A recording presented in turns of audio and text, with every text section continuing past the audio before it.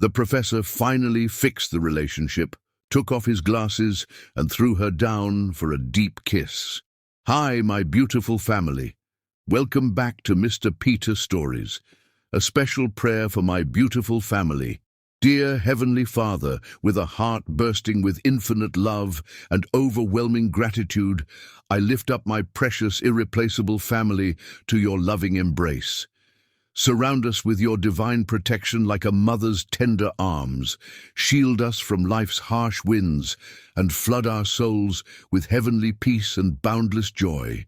May our hearts forever remain pure and loving, our spirits unbreakable through any storm, and our path brightly illuminated by your guiding light.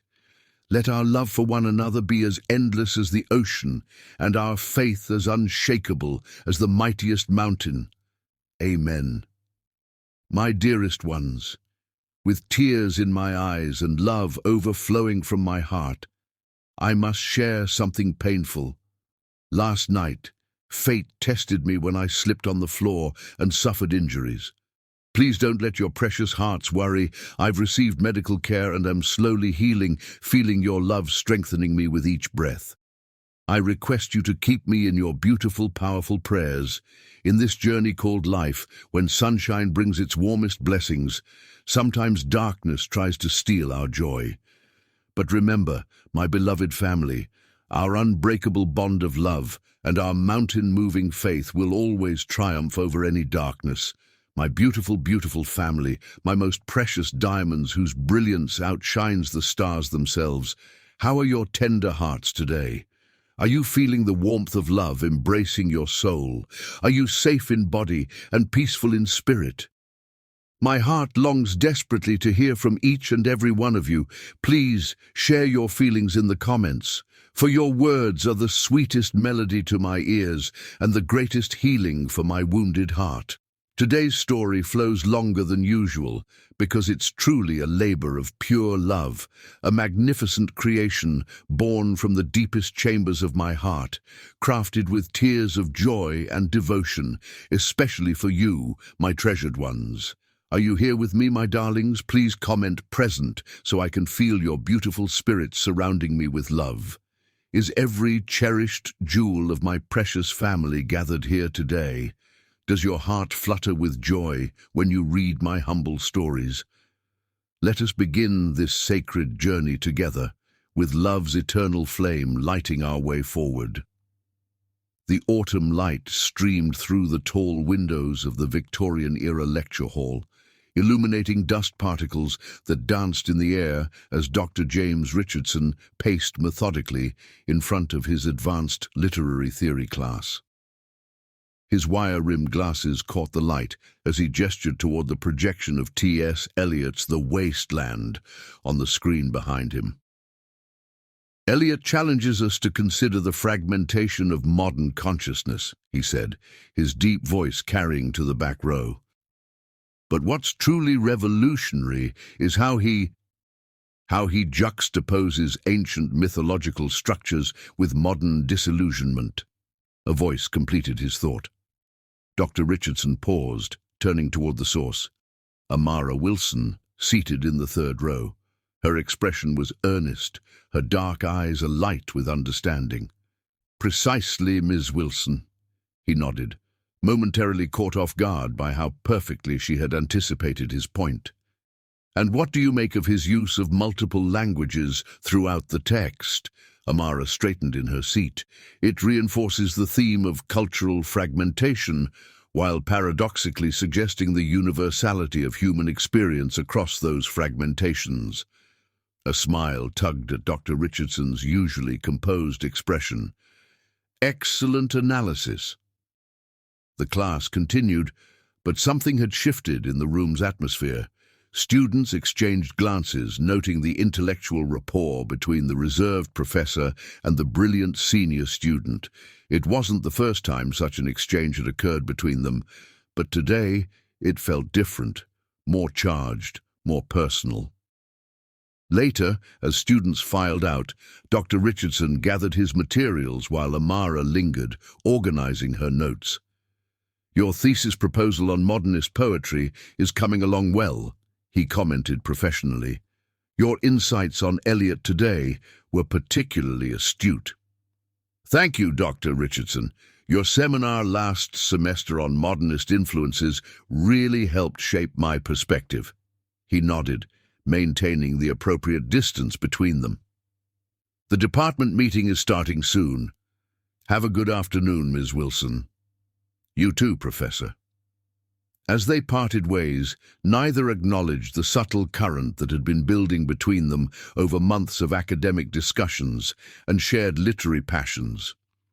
Neither mentioned how their conversations seemed to exist in a space apart from other faculty-student interactions, or how they sometimes found themselves continuing discussions long after office hours should have ended. And neither spoke of how, sometimes, in the midst of an intellectual breakthrough, they seemed to understand each other in ways that transcended the classroom. Across campus, the whispers had already begun.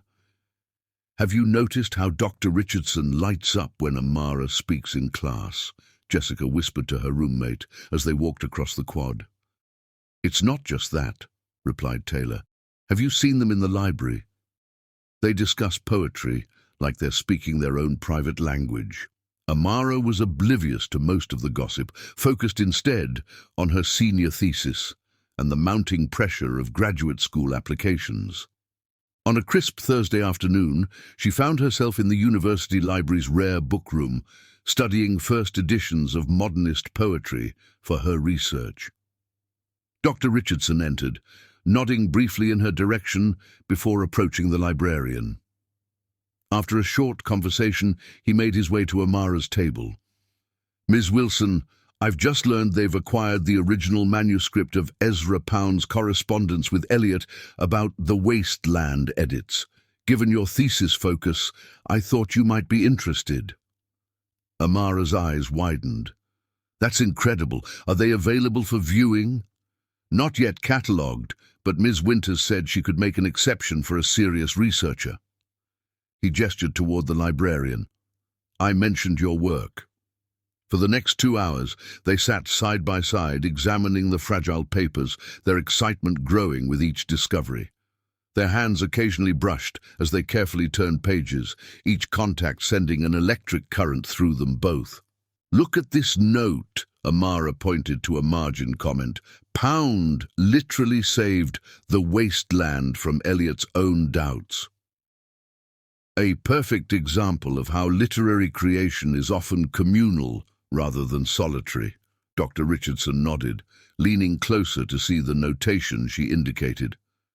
The librarian's polite cough interrupted them. "We're closing in 10 minutes, Professor." They looked up, startled to find the library nearly empty and the sky outside darkened. They'd been so absorbed in their shared discovery that 3 hours had passed without notice. "Thank you for sharing this with me," Amara said as they gathered their materials. "Your insights made the experience richer," he replied honestly. "Your perspective on Pound's editorial influence is quite original. You should consider developing it for your presentation at the department symposium next month." Amara hesitated. "I wasn't planning to present." "You should. Your work deserves to be heard." As they walked out of the library into the cool evening air, Dr. Richardson maintained a professional distance, yet there was an undeniable warmth in his voice. "Good night, Ms. Wilson." "Good night, Professor." Watching her walk across the lamplit quad, Dr. Richardson felt a tightening in his chest. He admired her intellect, her passion for literature, her fresh perspective, all appropriate sentiments for a professor toward a promising student. But there was something more, something that troubled him deeply, a growing personal attachment that had no place in their academic relationship. That evening, in his book-lined apartment just off campus, Dr. Richardson poured himself a glass of scotch and tried to grade papers. Instead, he found himself rereading Amara's most recent essay, admiring not just her analysis, but the elegant precision of her writing. Her mind worked in ways that complemented his own, challenging and expanding his thinking as few colleagues could. He removed his glasses and pinched the bridge of his nose. This situation was becoming untenable. He was 38, a respected scholar with a reputation to protect. She was 21, his student, with her entire academic career ahead of her. The power dynamics alone made any acknowledgement of his feelings ethically impossible. Across campus in her small apartment, Amara sat with her roommate Zoe, trying to focus on a film they'd rented, but her mind kept drifting back to the afternoon in the rare book room. Earth to Amara. Zoe waved a hand in front of her face. You've been staring at the wall for 5 minutes. Sorry, Amara blinked. Just thinking about my thesis. Sure you are, Zoe smirked. Nothing to do with spending half the day with Dr. Dreamy? Amara felt heat rise to her cheeks. We were examining original manuscripts. It was purely academic. Zoe hummed, unconvinced. The whole department sees how you two look at each other. It's like watching an intellectual romance novel unfold. That's ridiculous, Amara protested too forcefully. He's my professor and my thesis advisor. And in 4 months, he'll be neither, Zoe pointed out. Then what? Amara had no answer. The truth was, she'd asked herself the same question countless times. What would happen after graduation? Would their connection simply dissipate once the structure of the academic relationship was removed? Or was there something more substantial between them, something that could evolve beyond the classroom? The next morning, Professor Bennett cornered Dr. Richardson in the faculty lounge. Heard you and the Wilson girl were cozied up in the rare book room yesterday. Dr. Richardson stiffened. We were examining the Pound Elliott correspondence for her thesis research. Of course, Bennett smirked. Just be careful, James. Not everyone sees these mentoring sessions as innocently as you do. There's nothing inappropriate in my relationship with Ms. Wilson, Dr. Richardson stated firmly. I didn't say there was, Bennett shrugged, but academia runs on perception as much as reality. The warning stayed with Dr. Richardson throughout the day. During his afternoon seminar, he deliberately called on every student except Amara, despite her raised hand. The hurt confusion in her eyes was almost unbearable, but he told himself it was necessary. After class, she approached his desk. Dr. Richardson, have I done something wrong? You seem to be avoiding me today.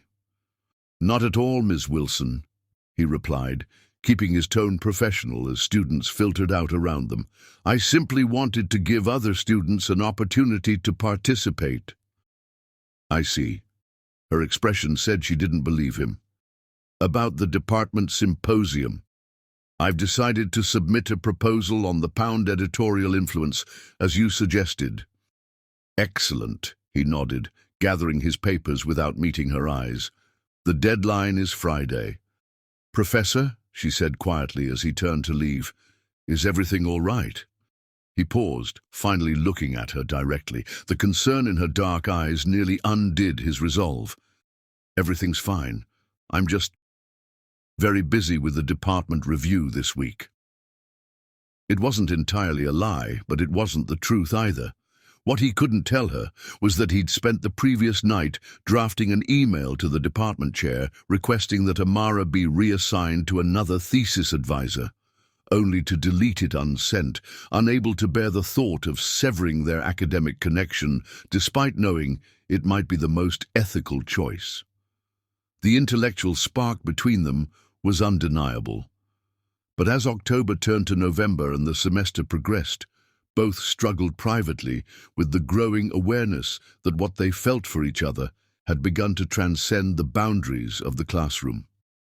Chapter 2. Professional Lines.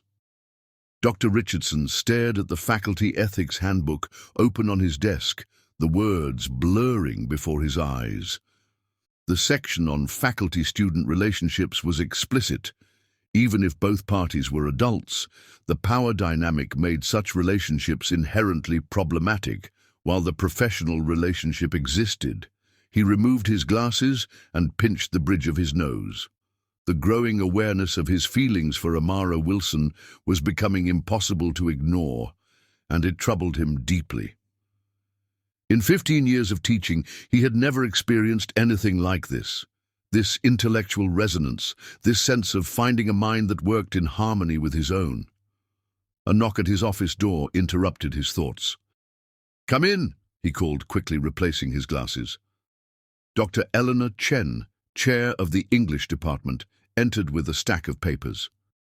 "James, I wanted to discuss the senior thesis advisee assignments." "Of course," he replied, gesturing to the chair across from his desk. "You've got 5 students this year," she said, sliding a list toward him, "including Amara Wilson. Her proposal on modernist fragmentation and reunification is quite remarkable." "Yes, it is," he agreed, keeping his tone neutral. "Actually, I was considering whether another faculty member might be better suited to advise her." Eleanor raised an eyebrow. "Oh, her work aligns perfectly with your research areas. Is there a problem?" "No problem," he said carefully. "I just thought someone like Professor Bennett might offer a fresh perspective." "Bennett is already overloaded," Eleanor shook her head. "Unless there's a specific concern, I think you're the obvious choice for Ms. Wilson." Dr. Richardson nodded, knowing he couldn't articulate his real concerns without raising questions. "You're right. It was just a thought." Across campus in the student commons, Amara sat with her roommate Zoe, absently stirring her coffee. "I'm thinking of shifting my thesis focus," she said suddenly. Zoe looked up from her laptop. "What? But you've been developing your modernist poetry concept all year." Dr. Richardson seemed really impressed with it. Amara winced slightly at the mention of his name. "That's the thing. I'm not sure I should be his advisee anymore." "Because of the rumors?" Zoe asked directly. "What rumors?" Amara's head snapped up. Zoe gave her a knowing look. "Half the department has noticed how you two talk about literature like you're having some kind of intellectual love affair. The way you finish each other's literary analysis, it's like academic flirting." "That's ridiculous," Amara protested, heat rising to her cheeks. "We have a normal professor-student relationship." "Maybe," Zoe shrugged, "but avoiding him now will only make people talk more." Amara sighed, knowing her friend was right. Changing advisors would draw more attention, not less. Besides, she had worked too hard on her thesis concept to abandon it now, in her final year. "I just need to maintain professional boundaries," she said more to herself than to Zoe. 4 more months until graduation. Then I'll be heading to graduate school, probably across the country. Whatever this is, it doesn't matter in the big picture." But as she gathered her books to leave for the library, Amara couldn't help but wonder if she was lying to herself. Later that afternoon, she sat in Dr. Richardson's office for their weekly thesis advisement meeting. The space felt smaller somehow, the bookshelves closing in around them as they reviewed her outline. "Your structure here is solid," he said, pointing to a section on Eliot's use of myth. "But I think your argument about spatial fragmentation needs development." "I've been researching Walter Benjamin's theories on that very point," Amara replied, pulling a book from her bag. "I think his concept of constellation might apply." As she leaned forward to show him the passage she'd marked, their hands brushed. Both pulled back as if burned, then awkwardly pretended nothing had happened. "That's an excellent connection," Dr. Richardson said, his voice slightly strained. "Benjamin's work could provide a theoretical framework for your analysis." The meeting continued, both of them hyper-aware of maintaining physical distance, their conversation stilted in a way it had never been before. When their hour ended, Dr. Richardson stood abruptly. "Next week, same time." "Actually," Amara hesitated, "I was hoping we could discuss the department symposium. The deadline for submissions is tomorrow, and I've drafted a proposal based on our discussion of the Pound-Eliot correspondence." Dr. Richardson checked his watch. "I have a faculty meeting in 10 minutes. "It won't take long," she assured him, pulling a folder from her bag. "I just want to make sure I'm on the right track." He hesitated, then nodded, knowing this was precisely the kind of mentoring he would offer any promising student. Denying her this guidance because of his personal conflict would be unprofessional.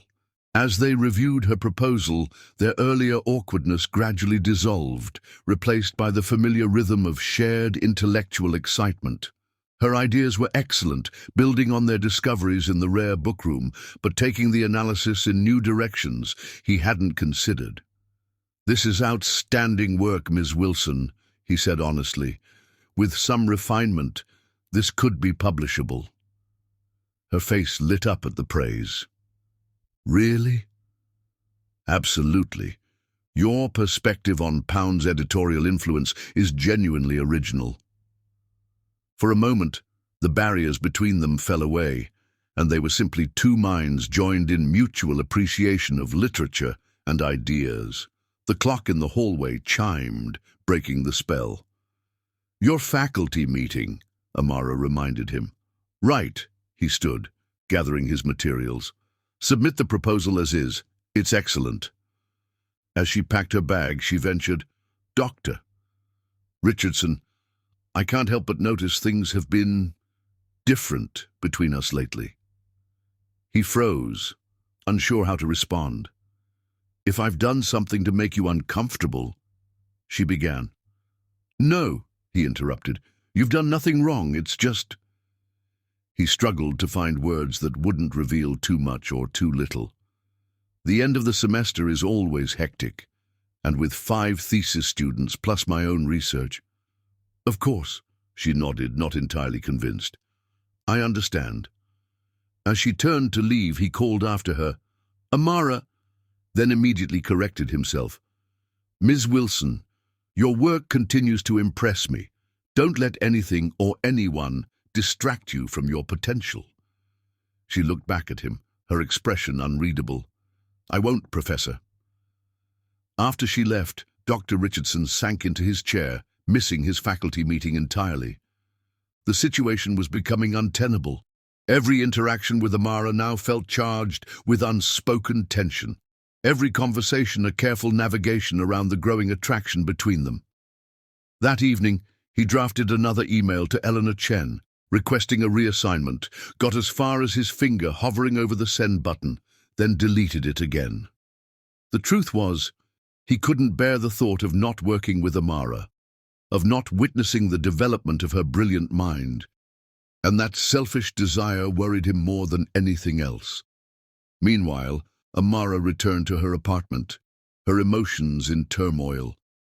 Zoe was out, leaving her alone with her thoughts. She pulled out her graduate school applications, Columbia, Yale, Berkeley, all prestigious programs that would launch her academic career. She had been so certain of her path, so focused on her future in academia. Now, for the first time, she found herself wondering what it would be like to stay, to remain at the university, perhaps as a graduate student herself. The thought both excited and terrified her. Was she considering this solely for academic reasons? Or was her growing attachment to Dr. Richardson, to James, influencing her thinking?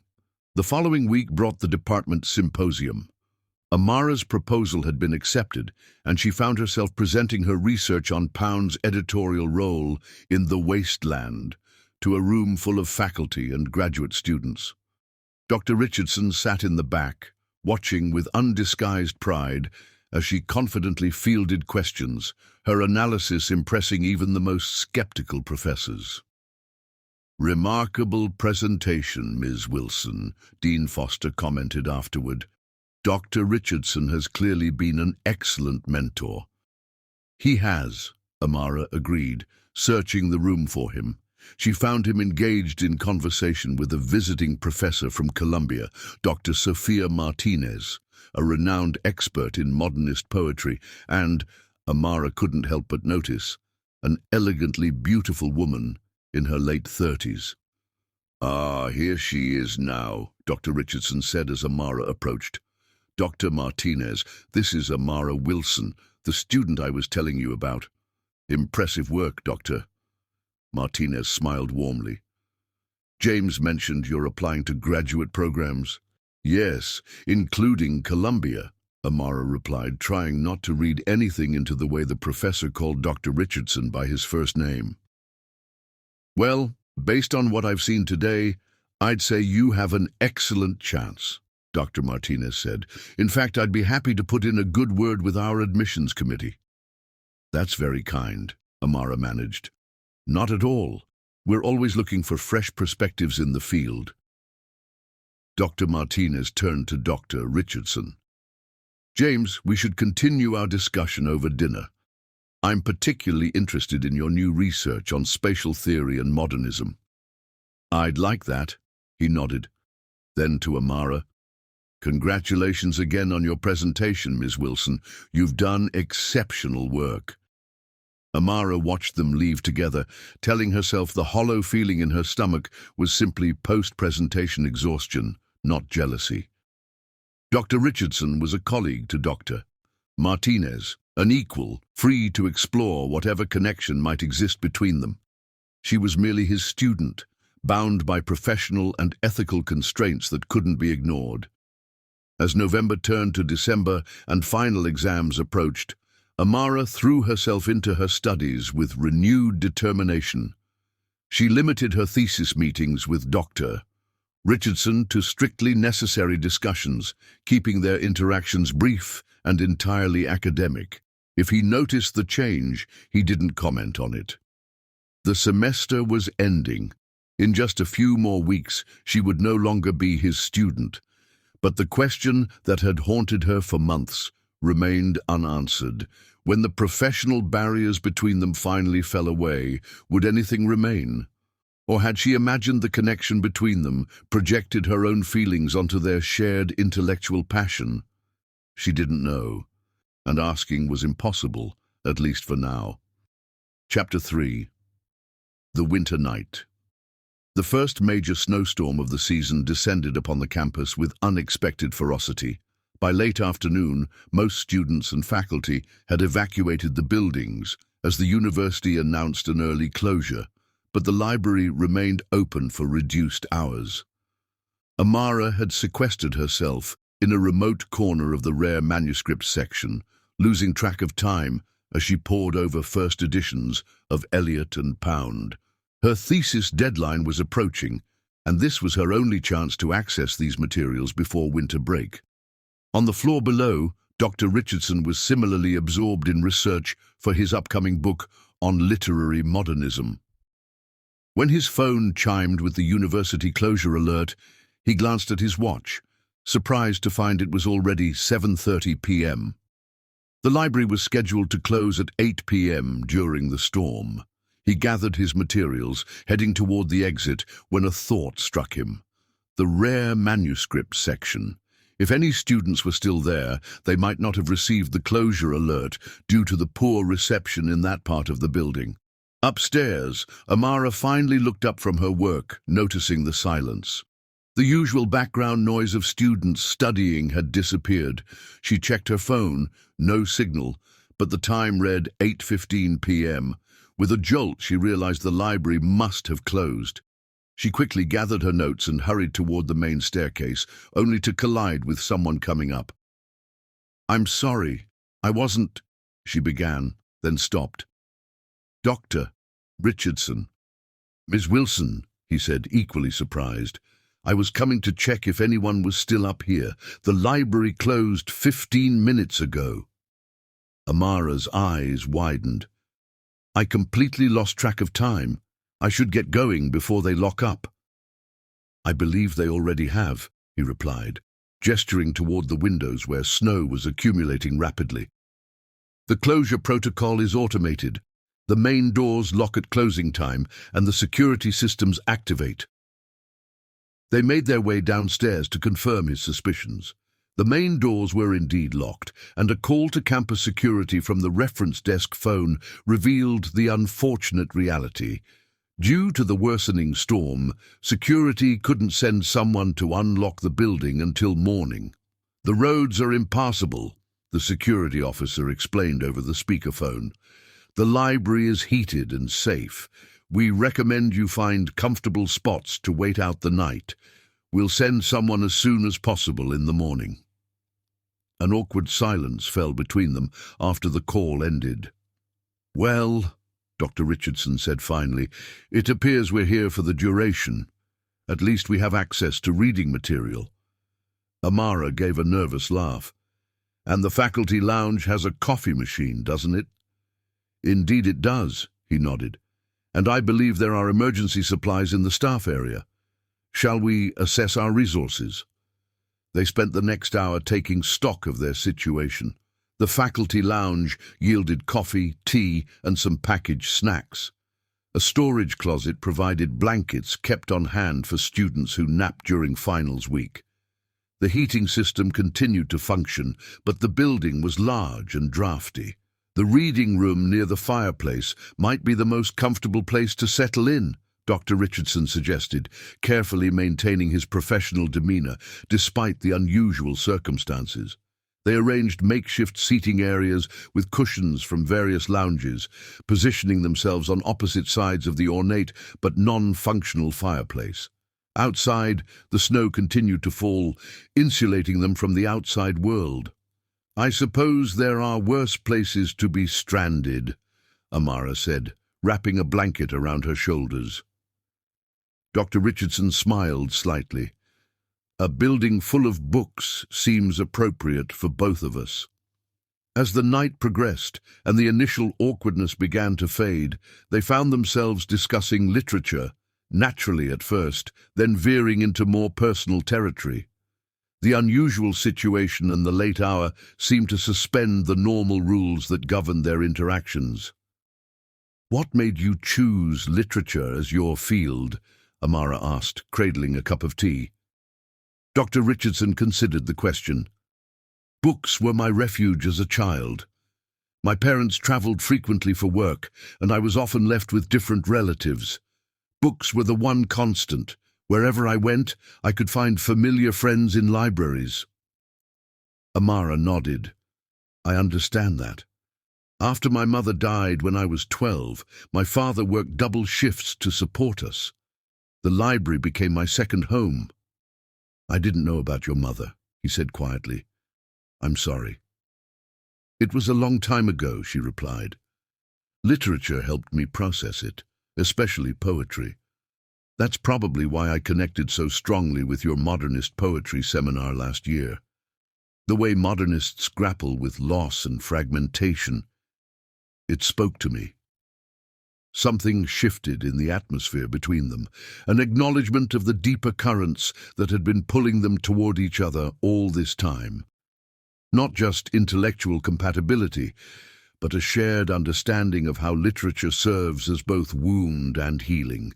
The clock ticked past midnight as their conversation flowed more freely, the professional barriers between them gradually dissolving in the isolation of the snowbound library. "I've always wondered," Amara ventured, "what made you become a professor? With your writing skills, you could have been a novelist." Dr. Richardson laughed softly. "I tried that route initially. My first novel was rejected by 12 publishers." "Really? What was it about?" "A young man searching for meaning in post-war Europe," he admitted. "Terribly derivative of Hemingway and Fitzgerald. The world was spared a mediocre addition to the canon." "I find that hard to believe," Amara smiled. "Your analysis of texts is so insightful." "Analyzing and creating are different skills," he shrugged. "I found I was better at illuminating others' brilliance than generating my own. Teaching became my creative outlet." "And your divorce?" she asked hesitantly. "Did that influence your career path?" He looked surprised. "How did you know about that?" "Professor Bennett mentioned it once," she admitted. "I'm sorry if it's too personal." Dr. Richardson was quiet for a moment. "Melissa and I married young. Both of us just out of graduate school. She wanted a different life than academia could provide. The long hours, the relatively modest salary, the constant pressure to publish, it wasn't the future she had envisioned." "That must have been difficult," Amara said softly. "It was," he nodded. "But in retrospect, we wanted fundamentally different things. She's happier now, remarried, 2 children, a successful career in corporate law. And I have my research, my teaching. Is that enough? The question slipped out before she could stop it. Their eyes met across the space between them, the unspoken tension that had been building for months, suddenly palpable in the quiet room. Until recently, he said carefully, I thought it was. The clock in the hallway chimed 1, breaking the moment. Dr. Richardson stood abruptly. We should try to get some rest. Tomorrow will be a long day. They arranged their makeshift beds on opposite sides of the reading room, maintaining a proper distance despite the strange intimacy that had developed between them. But sleep proved elusive for both. Amara lay awake, replaying their conversation, analyzing every word and gesture the way she would a complex text. Had he been implying that she had changed his perspective, that his carefully constructed academic life might no longer be enough?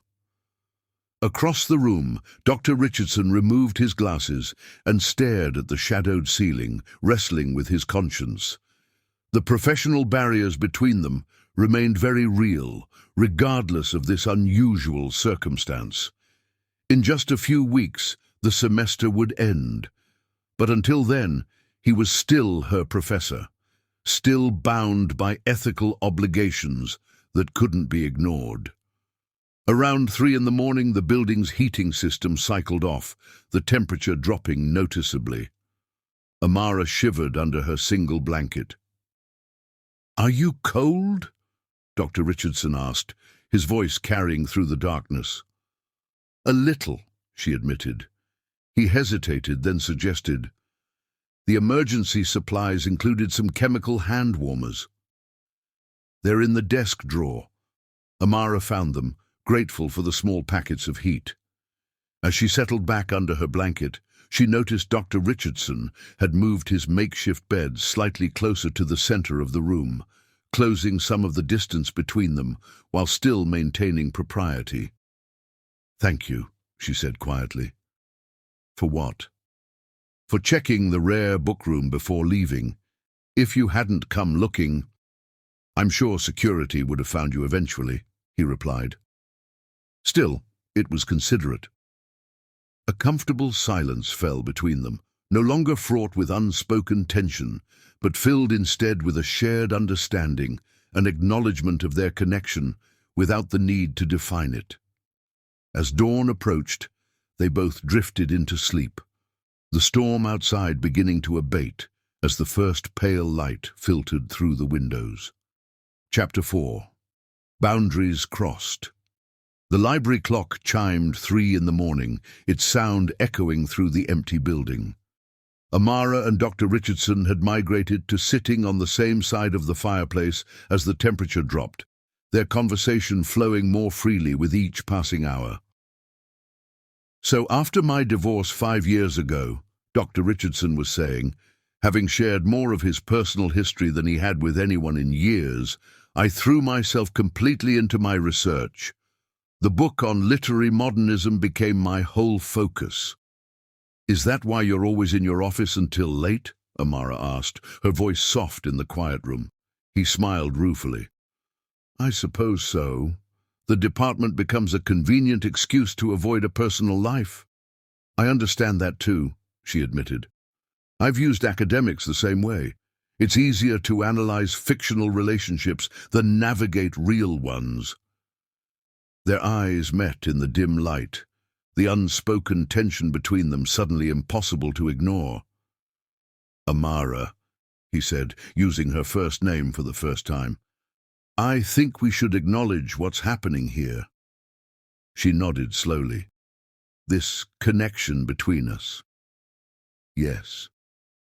He removed his glasses, rubbing his eyes tiredly.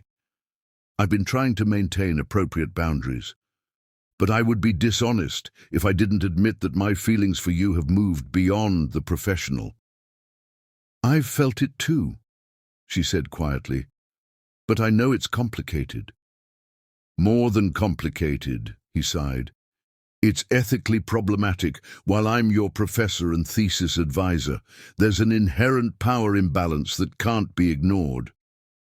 Amara straightened her shoulders.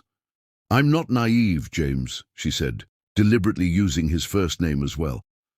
"I understand the ethical issues. I also know my own mind. I'm 21, not 18, and this is my final semester. Which is why I haven't requested another advisor for you," he admitted. "In just a few months, our professional relationship will end. After that," he trailed off. "After that, we could explore this without the ethical complications," she finished. He nodded, then slowly reached out to tuck a strand of hair behind her ear, his touch gentle. The simple gesture broke the last barrier between them. "I can't stop thinking about you," he confessed. "Your mind, your perspective, your passion for literature. They've awakened something in me I thought was long dormant." "James," she whispered, leaning closer. In that moment, the professional restraint he had maintained for months shattered. "You are mine," he said with unexpected intensity, removing his glasses completely and setting them aside. He cupped her face in his hands and pressed his lips against hers, the kiss deepening quickly as months of repressed emotion flooded to the surface. When they finally pulled apart, both were breathing heavily. "We shouldn't have done that," he said, even as he kept his hand entwined with hers. "No," she agreed, "but I'm not sorry." He squeezed her hand. "After graduation," he said firmly, "not a day before. I won't compromise your academic standing or my professional ethics, no matter how much I want to be with you." 3 more months, she nodded. "We can wait." As dawn broke and the snow began to taper off, they separated to opposite sides of the reading room again, silently agreeing to maintain appearances when security eventually arrived to unlock the doors. But something irrevocable had changed between them. A line had been crossed, and there was no going back. The sun was fully risen when campus security finally arrived.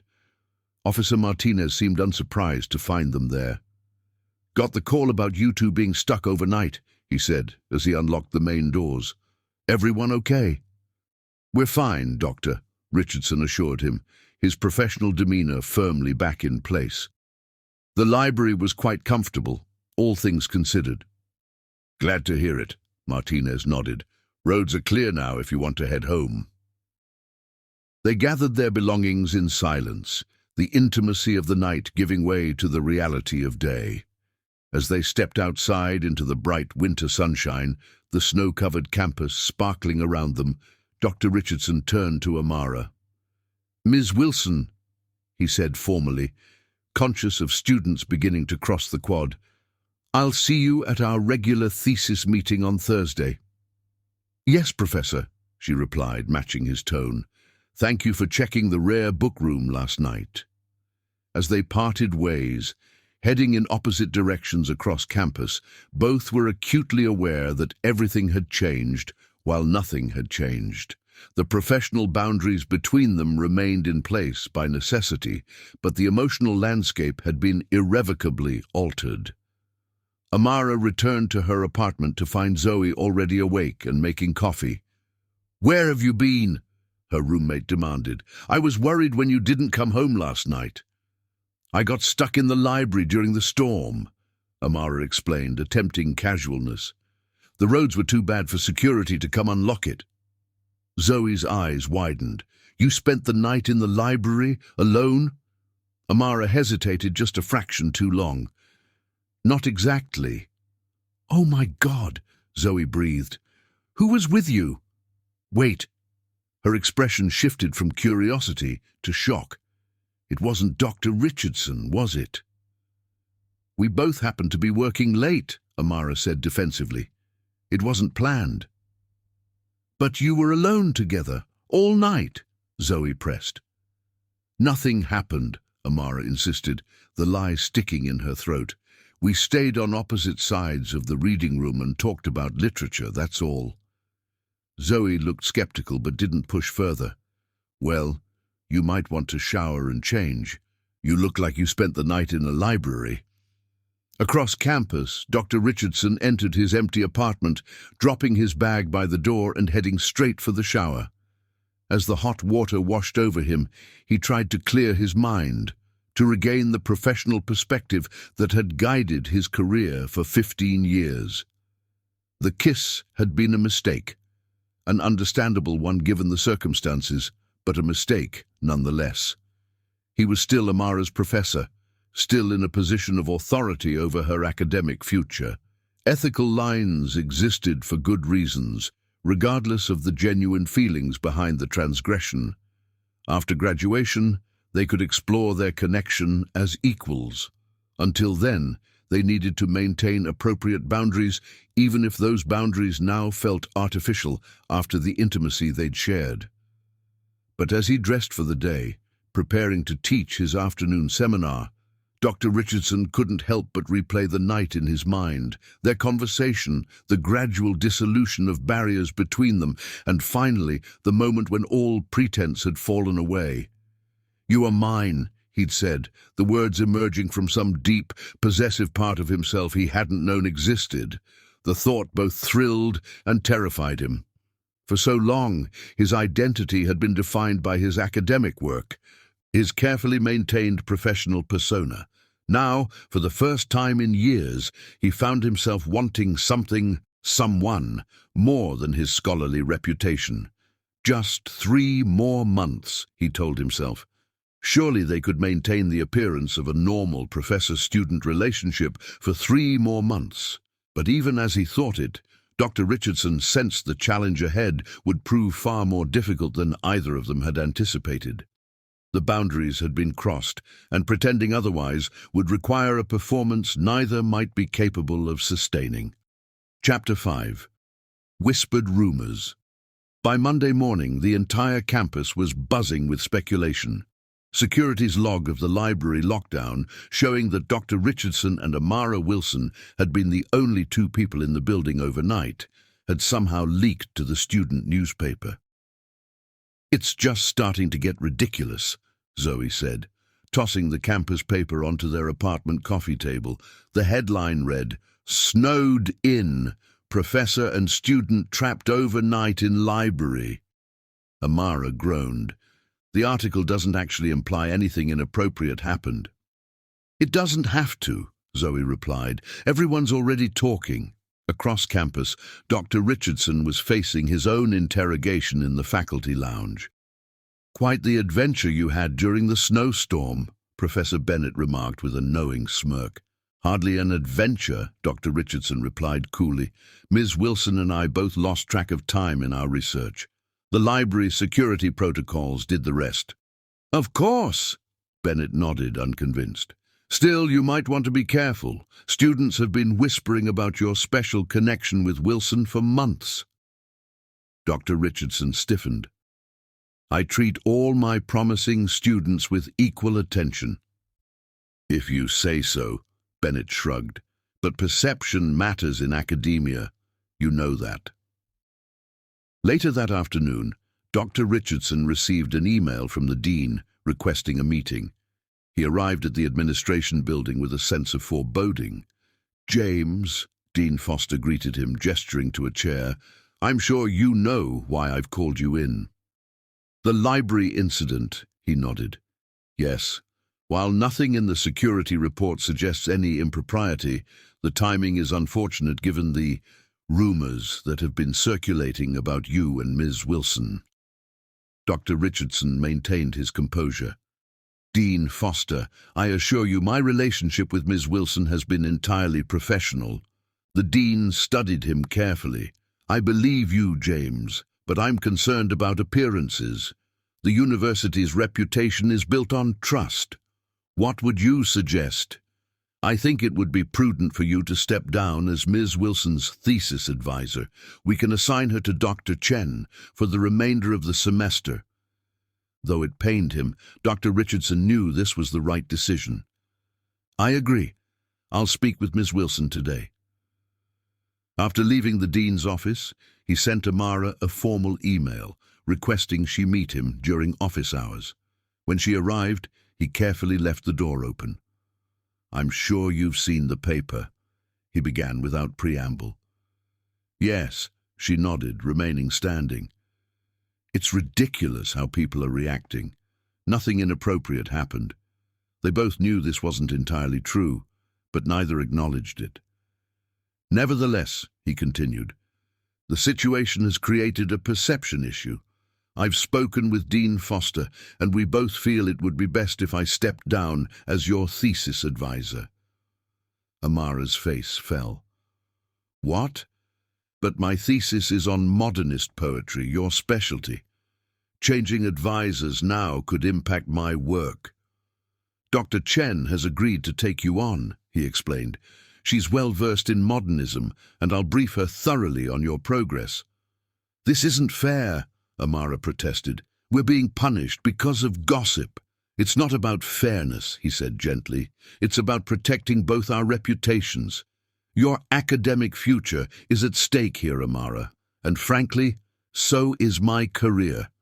She sat down heavily in the chair opposite his desk. So that's it? After all these months of work together, we just stop? As your thesis advisor, yes, he nodded. We can still interact in class, of course, and after graduation, he lowered his voice. We can revisit our friendship without these complications. 3 more months, she said, echoing their agreement from the library. Yes, he confirmed. In the meantime, we need to be beyond reproach. No private meetings, no extended conversations after class, nothing that could feed the rumors. Amara stood, gathering her bag. I understand the necessity, she said formally, but I don't have to like it. As she turned to leave, Dr. Richardson called after her, Miss Wilson. She paused at the door. Your thesis is excellent, he said. Dr. Chen will be fortunate to work with you. A sad smile flickered across her face. Thank you, Professor. The door closed behind her with a soft click that felt more final than it should have. That evening, Dr. Richardson met with Eleanor Chen to hand over Amara's thesis materials and brief her on the project's status. This is quite impressive work, Eleanor commented as she reviewed the outline. Her analysis of spatial fragmentation in Eliot is particularly astute. She has extraordinary insight, Dr. Richardson agreed. I'm sorry to abandon the project mid-semester, but given the circumstances, Eleanor looked up sharply. James, I've known you for 10 years. Is there something I should know about your relationship with Ms. Wilson? He met her gaze steadily. My interest in her has always been professional, Eleanor. She's a brilliant student with a promising future, nothing more. But there have been rumors, she pressed. Academia thrives on gossip, he shrugged. Students have always speculated about professors' lives. It means nothing. Eleanor seemed satisfied with his answer, but as he left her office, Dr. Richardson felt the weight of his half-truth. While technically he had maintained professional boundaries with Amara throughout the semester, one kiss during an extraordinary circumstance notwithstanding, he couldn't honestly say his interest in her was purely academic anymore. The next few weeks proved challenging for both of them. In class, they maintained a strictly formal relationship, Dr. Richardson calling on Amara no more or less than other students, Amara keeping her comments brief and impersonal. Their friends and colleagues noticed the change, the absence of their usual intellectual rapport, but attributed it to the awkwardness of the advisor change. Only they knew the real strain, the effort it took not to meet each other's eyes across the classroom, the careful calculation of physical distance when passing in hallways, the deliberate avoidance of any situation that might leave them alone together. The rumors gradually subsided as students found new gossip to occupy them. By mid-January, the library incident had been largely forgotten, replaced by scandals involving the basketball team and the student government. But just as the whispers began to die down, a new complication arose. Amara received an email from the Graduate Admissions Committee at Berkeley, where she had applied for their prestigious doctoral program in English literature. "Professor Richardson," she said, approaching him after class with several other students still packing up nearby, "I've received a request for an additional letter of recommendation from Berkeley, given that you're no longer my advisor." "I'd be happy to write it," he replied smoothly. "You can send me the details by email." One of the lingering students, Jessica Miller, watched this interaction with curious eyes before hurrying out to join her friends in the hallway. "Did you see that?" she whispered to Taylor. "Wilson and Richardson are totally faking their formality. Something definitely happened during that snowstorm." Taylor rolled her eyes. "Give it a rest, Jess." If anything had actually happened, one of them would have transferred out of the class by now. "Maybe," Jessica conceded, "but I still think there's something between them. The way they avoid looking at each other. It's not natural." The whispered conversation was overheard by Professor Bennett, passing in the hallway. He paused, then continued toward the faculty lounge, a thoughtful expression on his face. That afternoon, he casually mentioned to a colleague from Wellington Academy, a rival institution visiting for a lecture series, strange business with James Richardson and that Wilson girl, trapped overnight in the library during the snowstorm last month. Changed advisors immediately after. Makes you wonder. The Wellington professor raised an eyebrow. "Really? That's concerning." "Oh, I'm sure nothing inappropriate happened," Bennett backtracked, realizing too late the potential damage of his gossip. "James is scrupulously ethical, but the seed had been planted."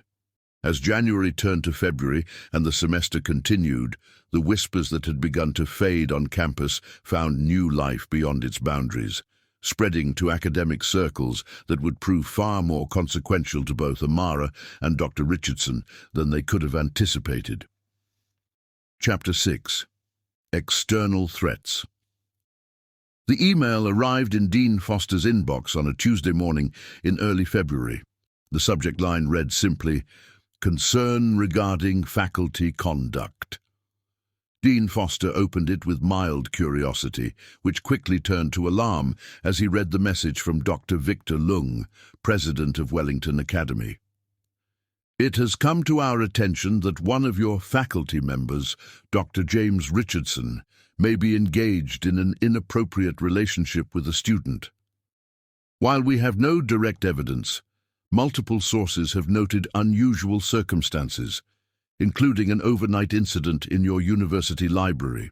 As fellow educators committed to maintaining ethical standards in academia, we felt obligated to bring this to your attention.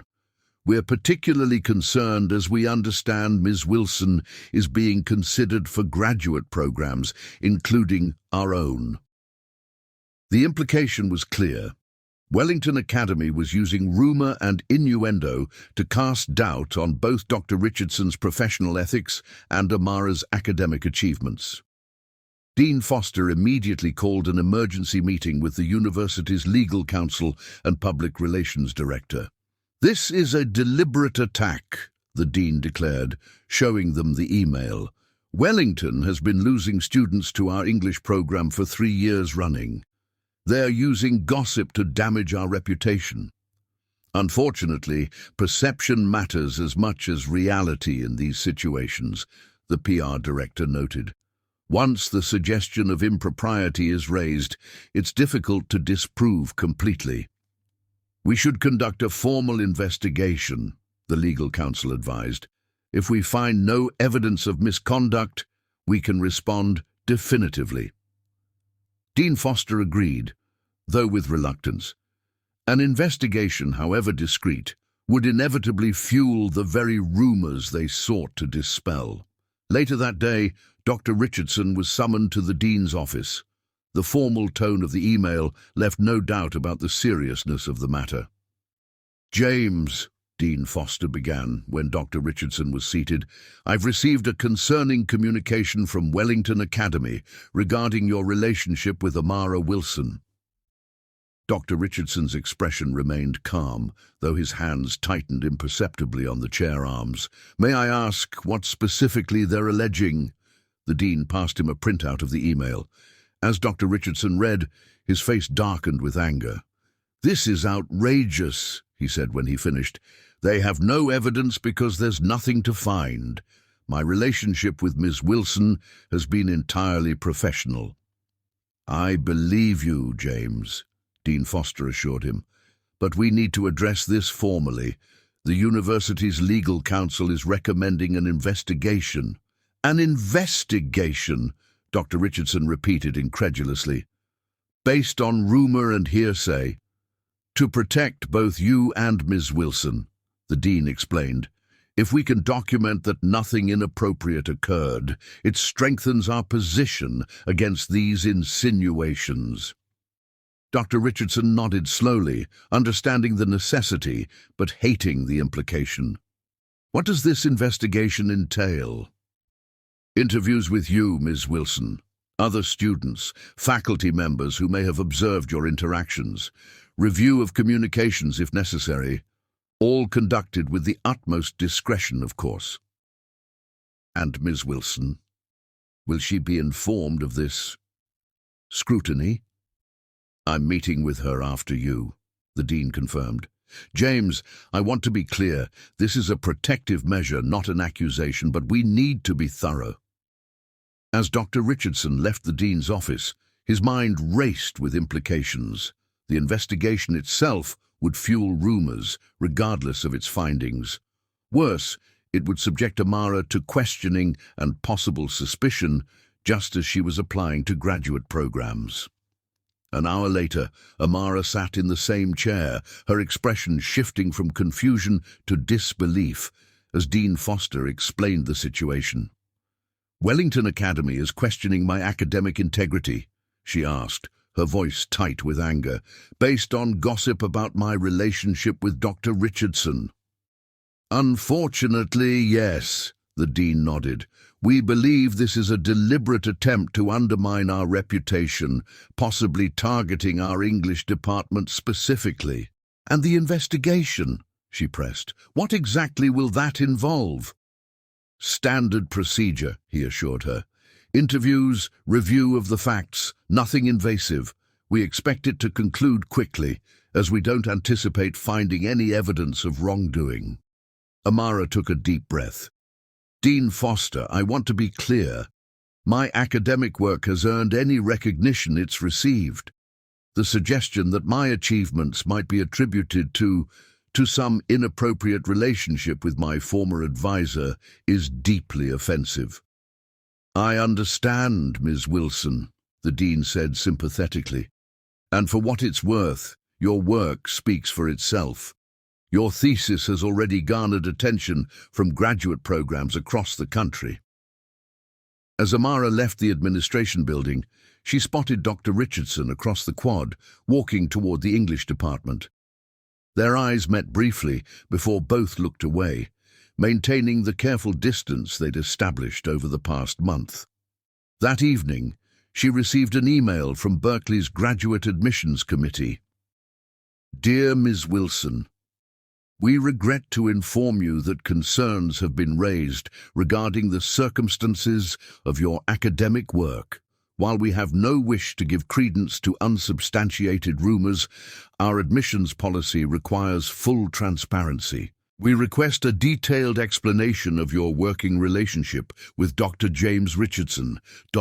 Similar emails arrived from Yale and Columbia over the next 2 days. Amara forwarded them to Dean Foster, her accompanying message brief but pointed. The damage is already being done. Meanwhile, Dr. Richardson faced his own professional fallout. A prestigious academic journal that had accepted his latest article suddenly requested additional peer review. A conference where he had been invited to speak sent a polite email suggesting they postpone until the current situation is resolved.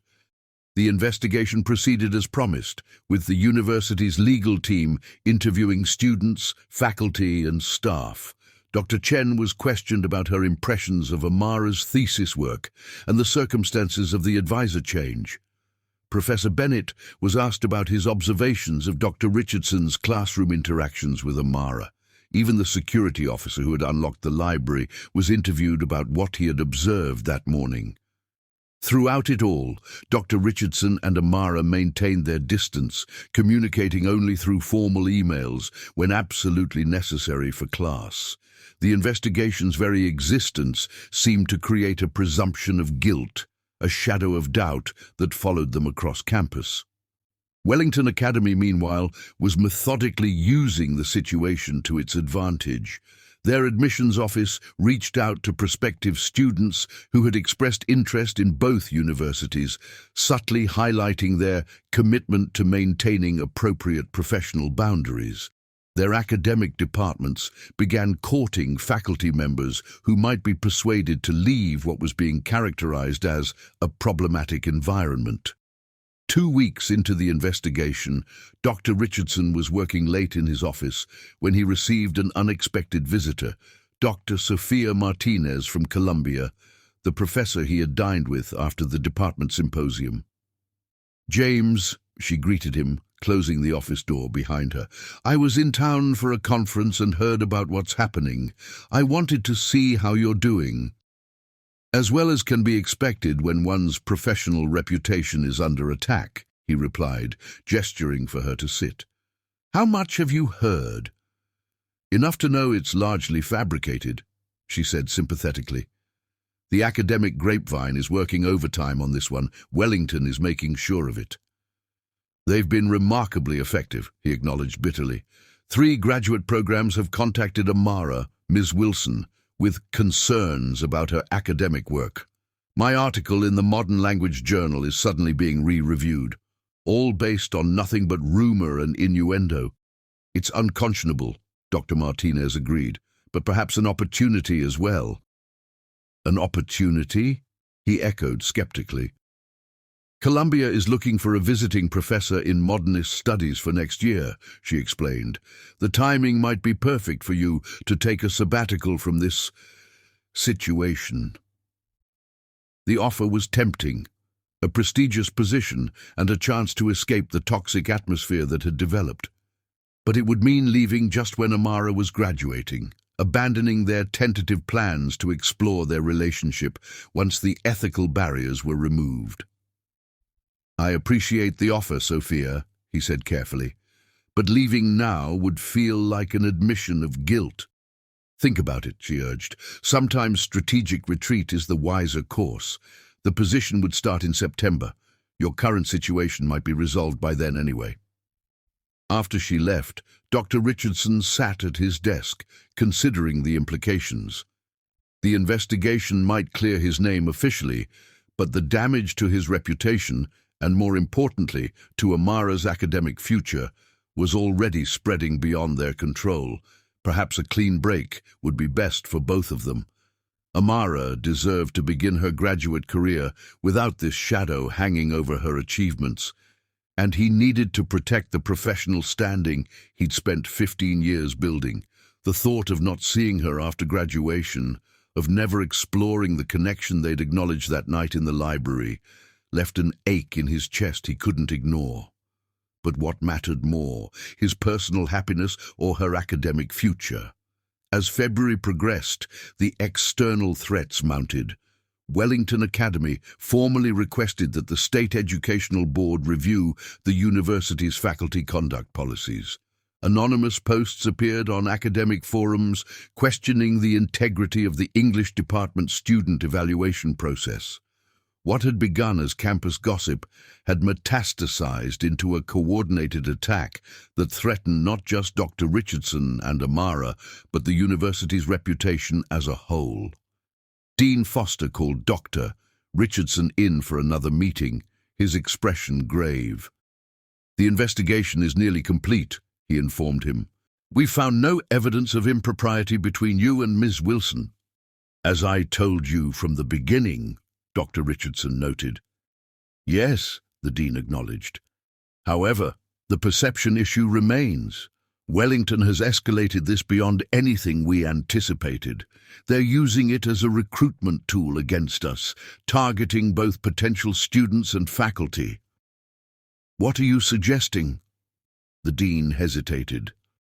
The board is concerned about long-term damage to the university's standing. They're suggesting a more definitive separation might be necessary. Dr. Richardson felt a chill. Meaning? A formal statement from both you and Ms. Wilson, explicitly denying any personal relationship and committing to no contact following her graduation. The request struck Dr. Richardson like a physical blow. They were being asked not only to deny what had happened, but to surrender any future possibility as well. "And if we refuse?" he asked quietly. "The university cannot force either of you to sign such a statement," the dean admitted. "But without it, the board is concerned that this situation will continue to escalate." Dr. Richardson stood, his decision made. "I need to speak with Ms. Wilson before I give you my answer." "James," the dean cautioned, "any private meeting between you two right now would only fuel the rumors." "Then I'll meet her in your office, with you present," Dr. Richardson countered. "But I won't agree to anything that affects her future without speaking to her directly." The dean reluctantly agreed, and an email was sent requesting Amara's presence for a meeting the following morning. That night, Dr. Richardson paced his apartment, weighing options and consequences. Columbia's offer remained open, a graceful exit that would take him far from the controversy. But accepting it would mean giving credence to Wellington's allegations and, more painfully, abandoning any hope of a future with Amara. Across campus, Amara sat in her apartment, reading yet another email questioning her academic integrity, this one from a fellowship committee she had applied to months earlier. The constant defense of her work was becoming exhausting, the shadow of suspicion following her despite the lack of evidence. "Maybe I should just withdraw my applications," she told Zoe. "Start fresh somewhere else next year." "That's exactly what they want," Zoe argued. "Don't let them win, Amara. Your work deserves recognition." "But at what cost?" Amara sighed. "Every day brings a new email, a new insinuation. I'm spending more time defending myself than working on my thesis." The meeting request from Dean Foster arrived in her inbox, the subject line ominously formal. She showed it to Zoe. "Now what?" "At least Dr. Richardson will be there," Zoe pointed out. "First time you've been allowed in the same room with him in weeks." "With the dean present," Amara reminded her. "Hardly the private conversation we need." She fell silent, thinking about the night in the library, how open they had been, how honest about their feelings. Now, external forces were controlling not just their present circumstances, but potentially their future as well. As she prepared for bed, Amara made her own decision. Whatever ultimatum the dean presented tomorrow, she would prioritize her academic integrity above all else, even if that meant sacrificing the connection with James that had come to mean so much to her. Chapter 7. Administrative Consequences. The meeting in Dean Foster's office the next morning had the formal atmosphere of a tribunal. Amara arrived first, taking a seat in one of the two chairs positioned before the dean's imposing desk. Dr. Richardson entered minutes later, nodding briefly in her direction before sitting beside her, maintaining a professional distance. "Thank you both for coming," Dean Foster began, his expression grave. "As you know, the investigation into the allegations regarding your relationship is nearly complete. We have found no evidence of impropriety. As we've maintained from the beginning," Dr. Richardson noted. "Indeed," the dean acknowledged. "However, the situation has escalated beyond our campus. Wellington Academy has been remarkably effective in spreading these rumors through academic circles." "We're well aware," Amara said, her voice tight. "I've received questions from every graduate program and fellowship I've applied to." "Which brings us to the purpose of this meeting," the dean continued. The university board is concerned about the ongoing damage to our reputation. They've suggested a more definitive resolution. He slid 2 identical documents across the desk. These are formal statements explicitly denying any personal relationship between you. They also include a commitment to maintain no contact following graduation. Amara stared at the document, her heart sinking as she read the carefully worded paragraphs. No contact whatsoever? That's extreme, isn't it? The board believes it's necessary to put this matter to rest completely, the dean explained. With both of you making this commitment publicly, Wellington would have no further grounds for insinuation. And my graduate applications? Amara pressed. Would the university send formal letters clearing my name? Absolutely, the dean nodded. We would issue statements confirming that our investigation found no evidence of impropriety and affirming the academic integrity of your work. Dr. Richardson had remained silent, studying the document with an unreadable expression. Finally, he looked up. May I speak with Ms. Wilson alone for a moment? The dean hesitated. Perhaps it would be better if I— 5 minutes, Dr. Richardson interrupted. You can wait just outside the door if you're concerned. After a moment's deliberation, Dean Foster nodded. 5 minutes. When the door closed behind him, Dr. Richardson turned to Amara, keeping his voice low. This goes beyond anything I expected. They're asking us to promise never to see each other again, she said, disbelief evident in her tone. Even after I graduate. I know.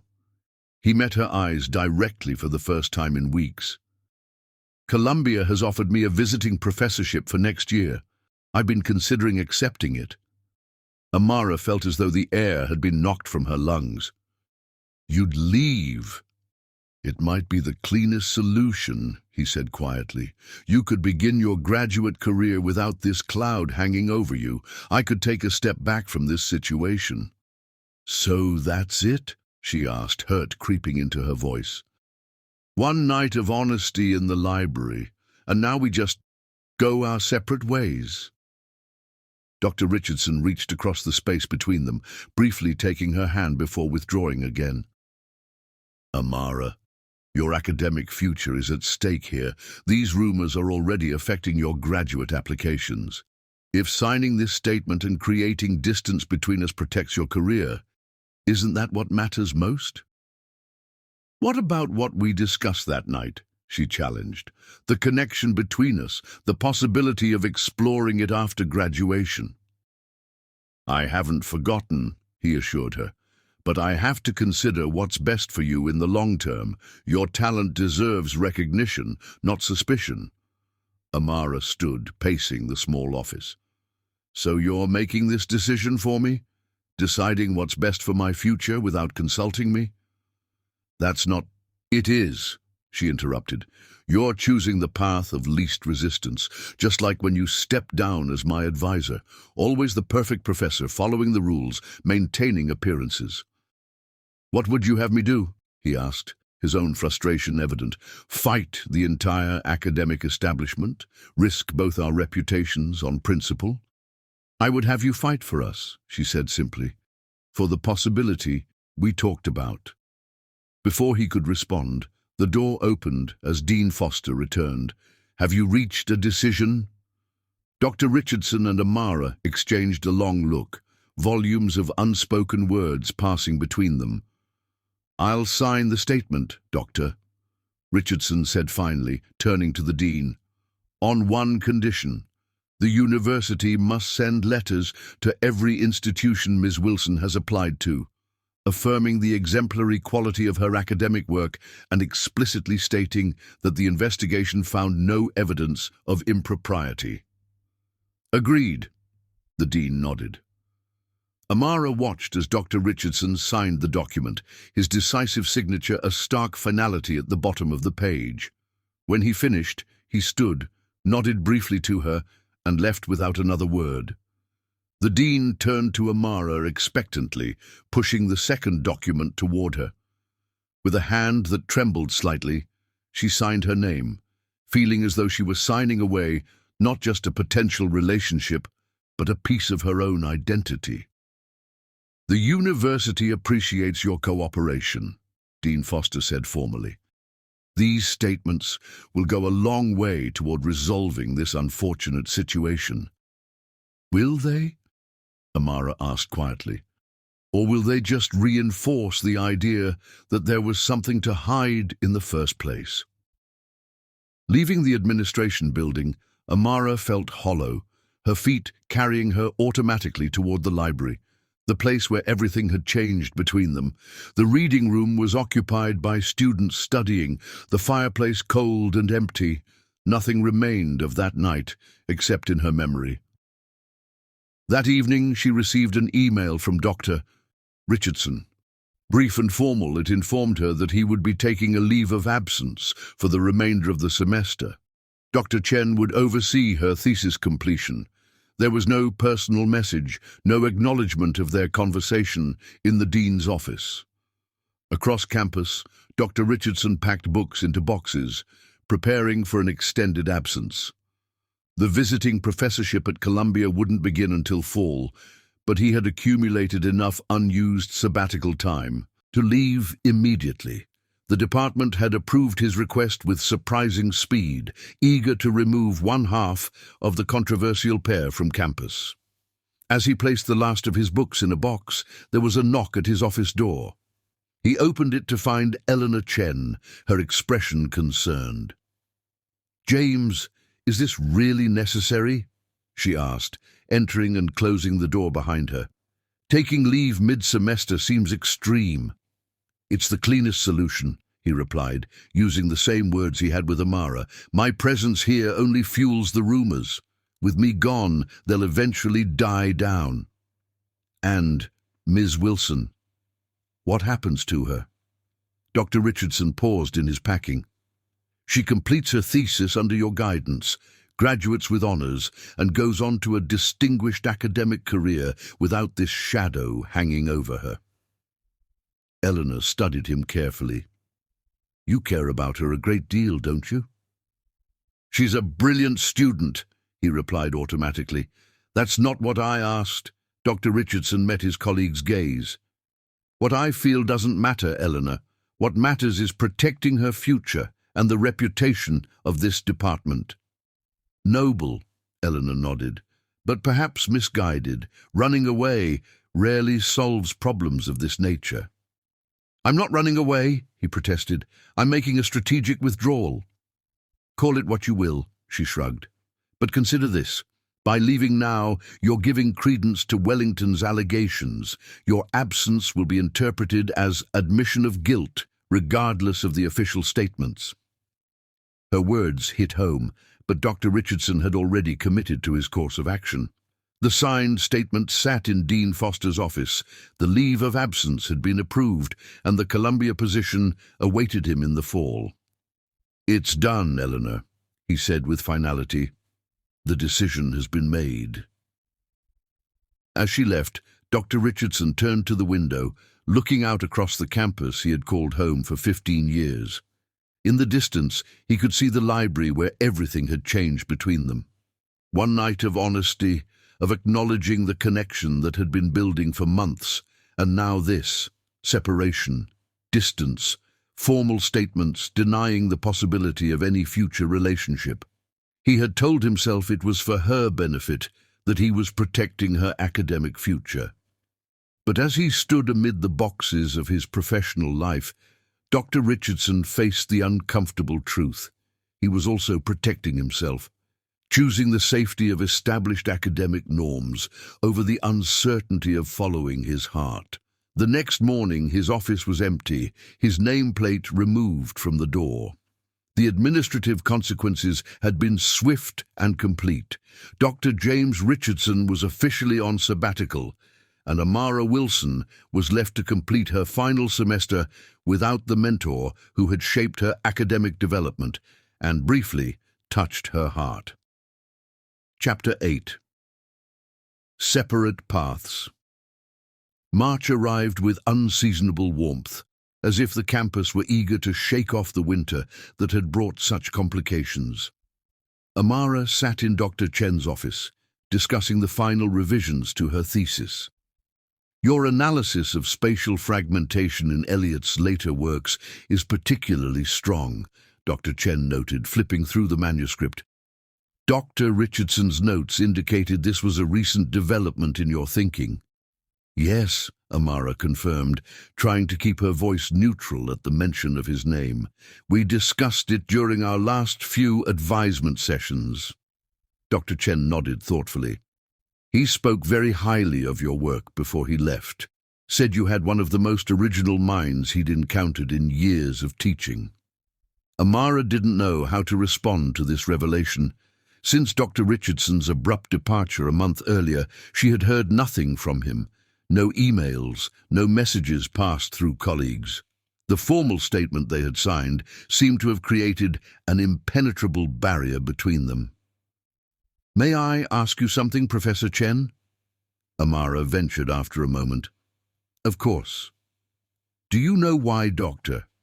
Richardson left so suddenly? The official announcement just mentioned sabbatical leave." Dr. Chen considered the question carefully. "I believe he felt his presence on campus was complicating matters for everyone involved, particularly you. The Wellington Academy allegations were gaining traction in academic circles despite the investigation finding no evidence." "So he left to protect me," Amara said, a hint of bitterness in her voice. "To protect both of you, Doctor," Chen corrected gently, "and the department as a whole.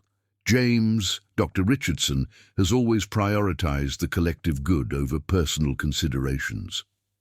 After leaving Dr. Chen's office, Amara walked across the spring campus, students lounging on the grass, enjoying the warm weather.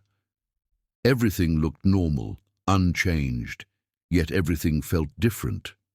The rumors had largely subsided with Dr. Richardson's departure, the investigation officially closed, with no findings of impropriety. Her graduate school applications were back on track, with several programs expressing renewed interest after receiving the university's formal letters. Outwardly, the situation had been resolved. The administrative consequences had achieved their purpose. Wellington's allegations had lost momentum without their primary target on campus, and Amara's academic standing had been restored. Yet the cost had been high. The connection she and Dr. Richardson had acknowledged that night in the library, the possibility they had planned to explore after graduation, now seemed like a distant dream, sacrificed to professional appearances and academic politics.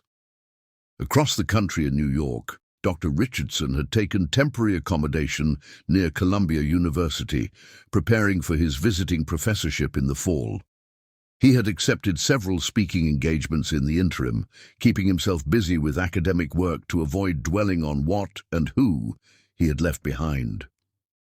His apartment was sparsely furnished, many of his books still in boxes. It didn't feel like home, but perhaps that was appropriate for what was intended to be a temporary arrangement. He had told himself repeatedly that this separation was necessary, that creating distance was the only way to ensure Amara's academic future remained untainted by rumor. Yet, in quiet moments, doubt crept in.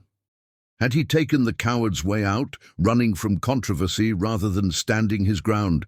Had he sacrificed something genuine and meaningful for the sake of professional appearances? On a rainy evening in late March, he checked his academic email and found a message from Eleanor Chen with the subject line, "Thesis Update." Opening it, he found a brief note. "James, thought you might like to see the final draft of Amara Wilson's thesis. It's exceptional work. You should be proud of your role in guiding it. She defends next month. Eleanor." Attached was a PDF of Amara's completed thesis. Dr. Richardson opened it, his heart beating faster at the sight of her name on the title page, "Fragmentation and Reunion, Spatial Theory in T.S. Eliot's Modernist Poetry" by Amara Wilson. He began reading, losing himself in the elegant prose and insightful analysis that had first drawn him to her mind. The thesis was brilliant, a genuinely original contribution to modernist literary criticism that would undoubtedly earn her admission to any graduate program she chose. In the acknowledgements section, he found a brief mention of his name, to Dr. James Richardson, whose guidance shaped the early development of this work and whose insights into modernist poetry opened new pathways of understanding.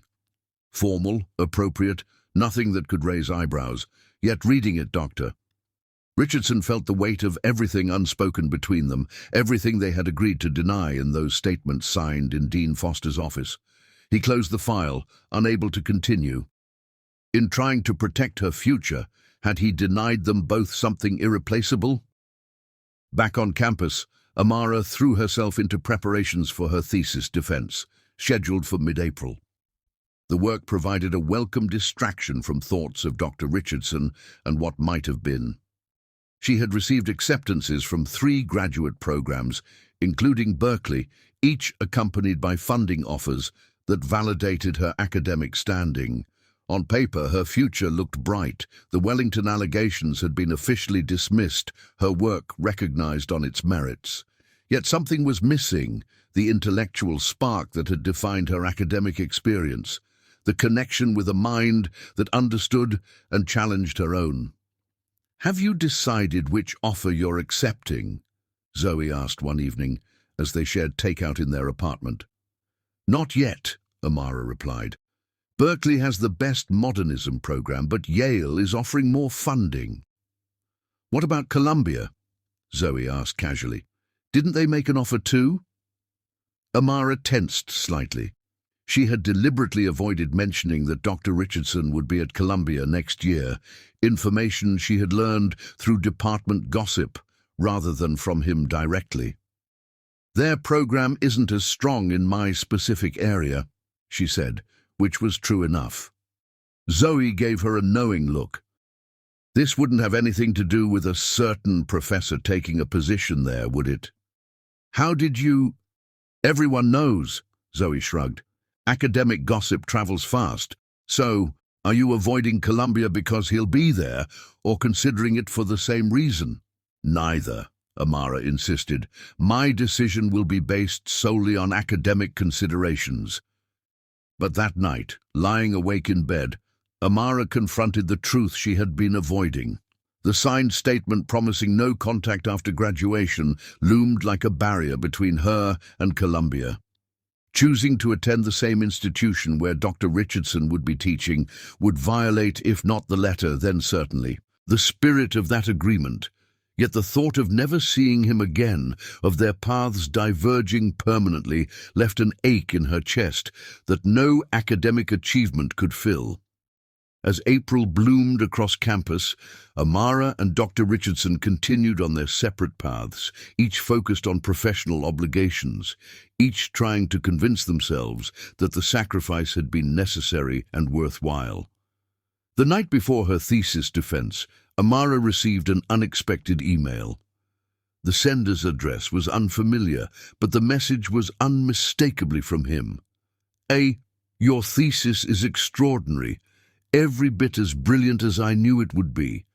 You've created something genuinely original, a perspective on Eliot that will change how scholars understand his work. Whatever happens tomorrow, though I have no doubts about your success, know that your mind is truly exceptional. Academic politics and administrative consequences cannot diminish that truth. Good luck, though you won't need it. J." The message, sent from a personal email account rather than his university address, technically violated their agreement. Yet Amara read it repeatedly, drawing strength from his words, from the knowledge that despite the distance between them, he still believed in her work. In her. The next day, she defended her thesis with confidence and precision, answering the committee's questions with the same intellectual rigor that had characterized her academic career. When Dr. Chen announced that the defense had been successful and congratulated her on work that significantly advances our understanding of Eliot's poetry, Amara felt a bittersweet triumph. She had achieved her academic goal, completed the project that had consumed her senior year. Yet the person who had most shaped her thinking, who had challenged and inspired her, wasn't there to witness it. That evening, after celebration drinks with classmates, Amara returned to her quiet apartment and composed a reply to Dr. Richardson's email. J. Thank you for your words of encouragement. The defense was successful. Dr. Chen says the committee unanimously agreed on honors designation. I couldn't have developed this work without your guidance in its early stages. Your belief in my abilities gave me the confidence to pursue questions others might have deemed too ambitious for an undergraduate thesis. I've received offers from Berkeley, Yale, and Columbia. The decision weighs heavily. A. She hesitated before sending it, knowing this communication violated their signed agreement. But some things transcended administrative edicts and formal statements. Some connections couldn't be severed by signatures on paper. In New York, Dr. Richardson received her reply with mixed emotions: joy at her success, pride in her achievements, and a painful awareness of what their separation had cost them both. The mention of Columbia's offer raised possibilities he had tried not to consider. What if their paths converged again? What if the distance he had created between them proved temporary rather than permanent? He typed a response, deleted it, typed again. Finally, he sent a brief message. A. Congratulations on your well-deserved success. I never doubted the outcome. As for your decision, follow the path that best serves your academic goals. Your work deserves the strongest possible platform for development. J. Deliberately neutral, offering no hint of his own preferences. The choice had to be hers, untainted by his influence or desires. As April turned to May and graduation approached, Amara and Dr. Richardson maintained their separate paths, connected only by these brief, careful emails exchanged via personal accounts. Neither mentioned the night in the library or the possibility they had once planned to explore after graduation. Neither acknowledged the emotions that lingered beneath their formal exchanges. Yet in those sparse communications, something survived. A connection that transcended professional boundaries and administrative consequences, a recognition of minds attuned to each other in ways that defied simple categorization. The paths remained separate, but perhaps not permanently divergent. In the space between formal obligations and personal desires, between signed statements and private truths, the possibility of reunion remained, unspoken but undeniable. Chapter 9. Commencement. May arrived with a flurry of final exams and graduation preparations. The campus bloomed with flowers and anticipation as seniors completed their last requirements and prepared to transition into the next phase of their lives. For Amara, the weeks leading to commencement passed in a blur of activity. With her thesis successfully defended and her place in Berkeley's doctoral program confirmed, she focused on tying up loose ends and saying goodbyes to the campus that had been her home for 4 years. She had ultimately declined Columbia's offer, not because Dr. Richardson would be there, though that had factored into her thinking more than she cared to admit, but because Berkeley's program truly was stronger in her specific area of interest. The decision felt right academically, even as it created a more definitive separation between their paths. Their occasional emails had continued, brief and carefully worded, focusing on academic matters while avoiding anything that might breach their signed agreement.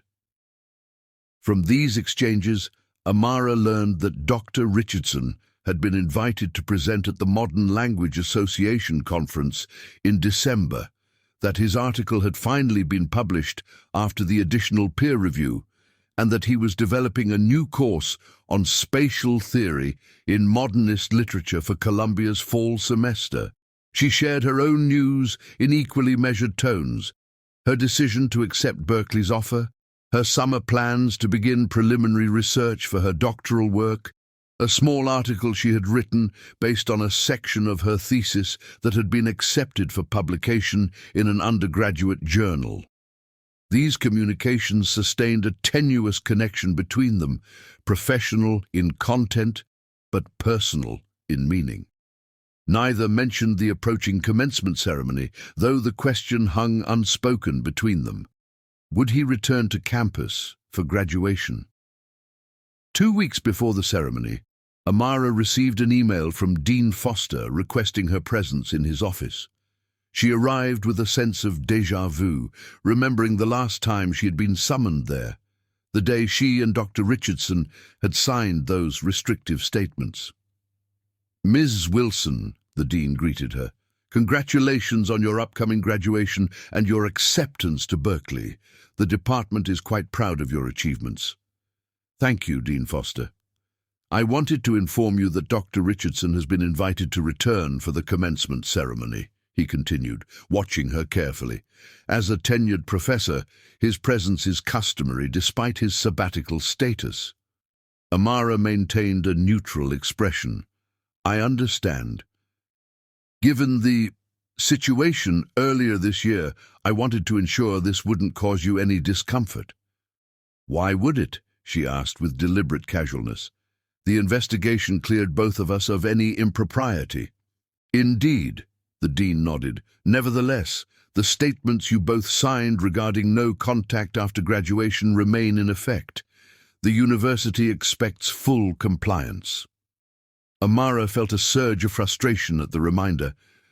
"Are you suggesting we can't even exchange formal greetings at a public ceremony?" "Not at all." He backtracked slightly. "Professional courtesy is expected. I'm merely reminding you of the agreement's broader implications." "I remember what I signed," Amara said coolly. "Is there anything else?" "Just one thing," the dean said, sliding an envelope across the desk. "The president has selected you as one of the student speakers for the ceremony, based on your academic record and faculty recommendations. We would be honored if you would accept." The invitation was unexpected, a recognition of her achievements that would normally have delighted her. Now it felt complicated by the knowledge that Dr. Richardson would be watching from the faculty section. "I'd be happy to speak," she said after a moment's consideration. "Thank you for the opportunity." As she left the administration building, Amara found herself wondering if Dr. Richardson knew about her selection as a speaker, if perhaps he had been one of the faculty members who had recommended her. Their careful emails had never mentioned commencement or his potential return to campus. That evening she drafted and discarded multiple messages before finally sending, "Jay, I've been asked to speak at commencement. Dean Foster mentioned you'll be attending. I wanted you to know in advance. A." His reply came hours later, when she'd almost given up expecting one. "A. Congratulations on the speaking honor. Well-deserved recognition of your exceptional work. Yes, I'll be attending as part of faculty obligations. I'm certain your address will be memorable. J. Formal, appropriate, revealing nothing of his personal feelings about seeing her again after months of separation. Amara read and reread the message, searching for subtext, for any hint of the connection they had acknowledged that night in the library. The week before graduation, the campus filled with visiting families and a festive atmosphere of culmination and new beginnings. Amara worked on her commencement address, struggling to find words that would resonate with her fellow graduates while avoiding any personal references that might be interpreted as directed at one particular faculty member. The morning of the ceremony dawned clear and warm, perfect weather for the outdoor commencement. Amara dressed carefully in the black gown and honors cords that signified her academic achievements, her speech note cards tucked securely in her pocket. The graduates gathered in the university auditorium for final instructions before the processional. Through the windows, Amara could see faculty members in their colorful academic regalia, assembling near the quad where the ceremony would take place. Her eyes scanned the group automatically, searching for him. There, Dr. Richardson stood slightly apart from his colleagues, his tall figure distinctive in the formal robes of his alma mater. Even at a distance, Amara felt the familiar tug of connection, the recognition of a mind that had shaped her own in profound ways.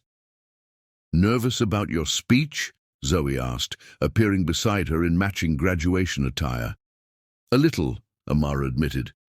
"Public speaking isn't my strongest skill." "You'll be brilliant," Zoe assured her, following her gaze to the faculty gathering. "Have you talked to him since he came back?" "No," Amara shook her head. "We're still under the no-contact agreement." Zoe rolled her eyes. "That's the most ridiculous overreaction I've ever heard. There was never anything inappropriate between you." "Not until that night in the library," Amara murmured, the memory still vivid despite the months that had passed. "One kiss during extraordinary circumstances hardly justifies a permanent separation," Zoe argued, "especially now that you're graduating." Before Amara could respond, the marshals began organizing the graduates for the processional. She took her place near the front, her status as a speaker giving her a prominent position in the lineup. The ceremony unfolded with traditional pomp: the processional, the national anthem, the president's welcome. Amara sat on the platform with the other speakers, acutely aware of the faculty section just to her right, where Dr. Richardson sat with his colleagues. She felt his presence without needing to look, the same intellectual and emotional resonance that had characterized their connection from the beginning. When the university president introduced her as a graduating senior whose exceptional work in literary analysis has already garnered recognition from graduate programs across the country, Amara approached the podium with outward composure that belied her racing heart. "Fellow graduates, distinguished faculty, honored guests," she began, her voice steady despite her nerves. "We gather today at a threshold, looking back at the path that brought us here while gazing forward to the numerous possibilities that await." Her prepared speech continued, touching on themes of intellectual growth, the value of questioning established perspectives, and the responsibility that comes with education. Throughout, she maintained a carefully balanced tone, personal enough to engage her audience, but professional enough to avoid any hint of specific references. Until the conclusion, when she departed slightly from her written text. "The most valuable lessons I've learned here weren't found in textbooks or lectures, but in moments of true intellectual connection, those rare instances when minds meet in mutual recognition and challenge. When we find those connections, they change us in ways that transcend formal education. They remind us that learning isn't just about acquiring knowledge, but about finding new ways of seeing the world and our place in it." Her eyes lifted briefly to the faculty section, finding Dr. Richardson watching her intently. For a moment their gazes held across the distance, an acknowledgement of everything that remained unspoken between them. "As we leave this campus today," she concluded, returning her attention to her fellow graduates, "we carry those connections with us, the people who shaped our thinking, challenged our assumptions, and helped us discover our own intellectual voices. They remain part of us, regardless of the paths we follow next." The applause was enthusiastic as she returned to her seat, several faculty members nodding approval of her remarks. She didn't look at Dr. Richardson again, uncertain what she might reveal if their eyes met once more. The remainder of the ceremony passed in a blur, the conferring of degrees, the moving of tassels, the recessional that formally concluded their undergraduate careers. Afterward, the quad filled with graduates and their families, faculty circulating to offer congratulations, photos being taken to commemorate the occasion. Amara stood with her father, accepting his proud embraces and posing for pictures. She introduced him to professors who had shaped her academic journey, careful to navigate around one particular faculty member. "There's someone else I should thank," her father said, scanning the crowd. "Your thesis advisor, Dr. Richardson, was it? You mentioned him so often in your calls home." "He's no longer my advisor," Amara explained awkwardly. "Dr. Chen took over when he went on sabbatical. Still, from what you've said, he was important to your development. We should find him." Before Amara could object, Dr. Richardson appeared nearby, speaking with a group of English department graduates. "There he is," her father said, already moving in that direction, giving Amara no choice but to follow. They approached as the other students dispersed, leaving Dr. Richardson momentarily alone. He turned at their approach, his expression carefully neutral, when he saw Amara. "Dr. Richardson," she said formally, "this is my father, Robert Wilson." "A pleasure to meet you, Mr. Wilson." Dr. Richardson shook his hand. "You must be very proud of your daughter's achievements." "Tremendously proud," her father beamed. "Amara speaks very highly of your mentorship. I understand you guided the early development of her thesis." "She gives me too much credit," Dr. Richardson demurred. "The brilliance of the work is entirely her own." "Nevertheless, I wanted to thank you personally," Robert insisted. "Her mother would have been so proud to see her graduate with such honors." At the mention of her mother, Amara felt a surge of emotion. Dr. Richardson's eyes softened, remembering their conversation about her mother's death during that night in the library. "Your daughter has an exceptional mind," he said quietly. "Teaching students like Amara is why many of us choose academia as a profession."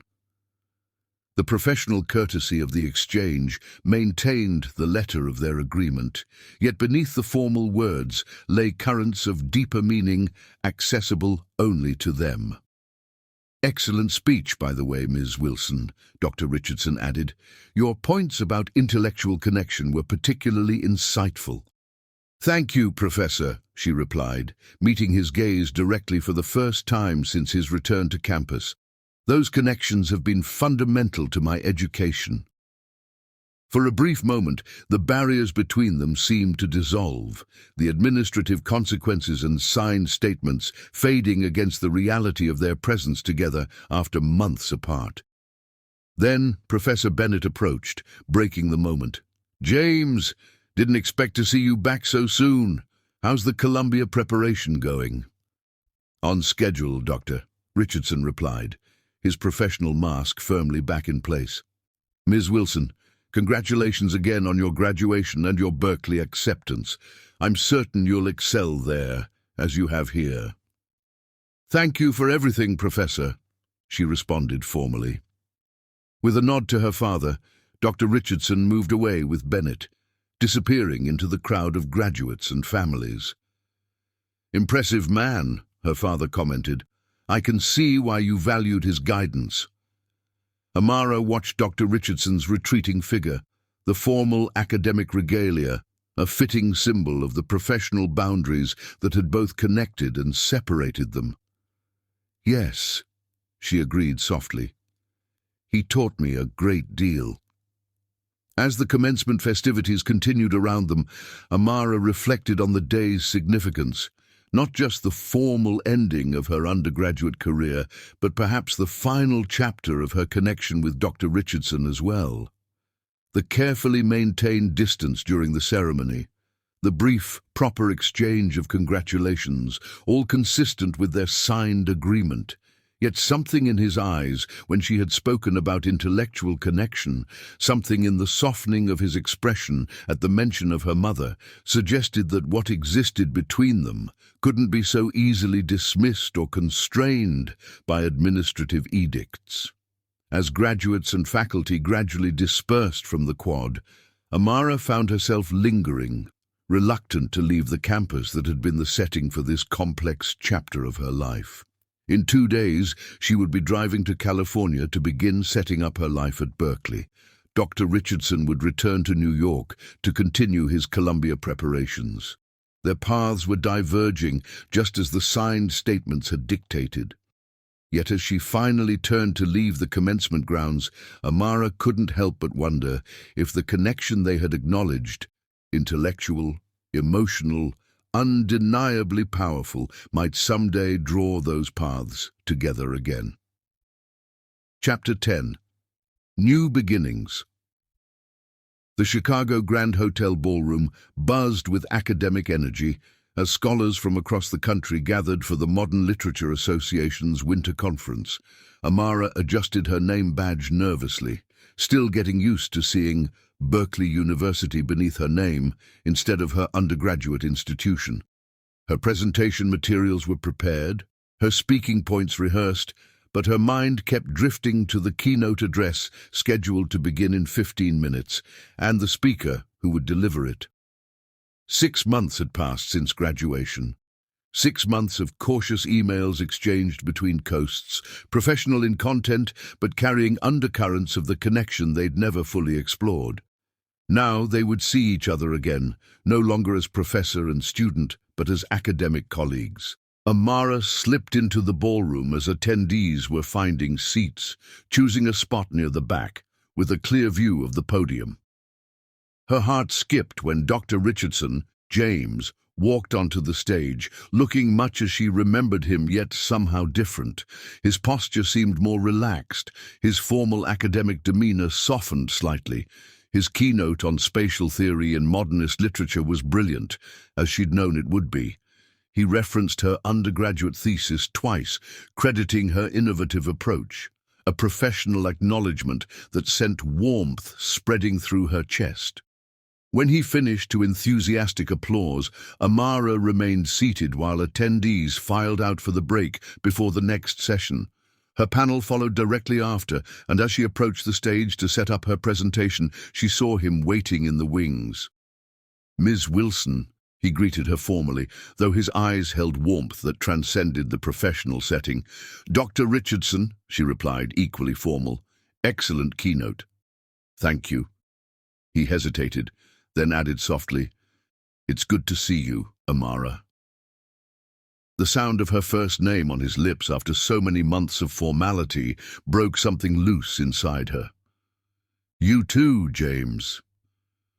Your panel moderator mentioned you're using digital mapping to track spatial references in Eliot. I'd be interested to hear more about your methodology afterward, if you're amenable." "I'd like that," she nodded, aware of other panelists arriving. "The hotel restaurant, perhaps?" "Around 7? Perfect." He stepped back as the moderator approached. "Good luck with your presentation, though I doubt you'll need it." Amara's panel presentation went smoothly, her confidence bolstered by months of doctoral study and the knowledge that her approach was genuinely innovative. When she looked up during her concluding remarks, she found James watching from the back row, his expression one of unmistakable pride. That evening in the hotel restaurant, they sat across from each other, academic papers spread between them as they discussed their research, a scholarly pretense that gradually gave way to more personal conversation. "Berkeley suits you," he observed, noting the confidence in her analysis. "Your thinking has evolved since your thesis." "Columbia?" she asked, sipping her wine. "Intellectually stimulating," he nodded. "But something's missing." Their eyes met over the table, the unspoken acknowledgement hanging between them. "The agreement we signed," Amara began hesitantly. "Are we violating it now?" "Technically, perhaps," James admitted. "But we're colleagues now, not professor and student. The power differential that concerned the university no longer exists." "Do you regret signing it?" she asked directly. James considered her question carefully. "I regret the circumstances that made it necessary, but not the intention behind it, protecting your academic future." "And now?" Her question was soft but direct. "Now," he said, reaching across the table to cover her hand with his. "I think we've honored the spirit of that agreement by establishing ourselves independently. Whatever happens next should be our choice, not dictated by administrative concerns." Amara turned her hand to clasp his, I've missed our conversations, the way your mind challenges mine. I've missed much more than that, he confessed. The connection we acknowledged that night in the library has never faded for me. As snow fell gently outside the restaurant windows, they talked for hours, rebuilding the bridge between them that administrative consequences had attempted to dismantle. When they finally parted in the hotel lobby, James leaned down to press a gentle kiss to her cheek. "New beginnings," he murmured. "Without the complications," she agreed.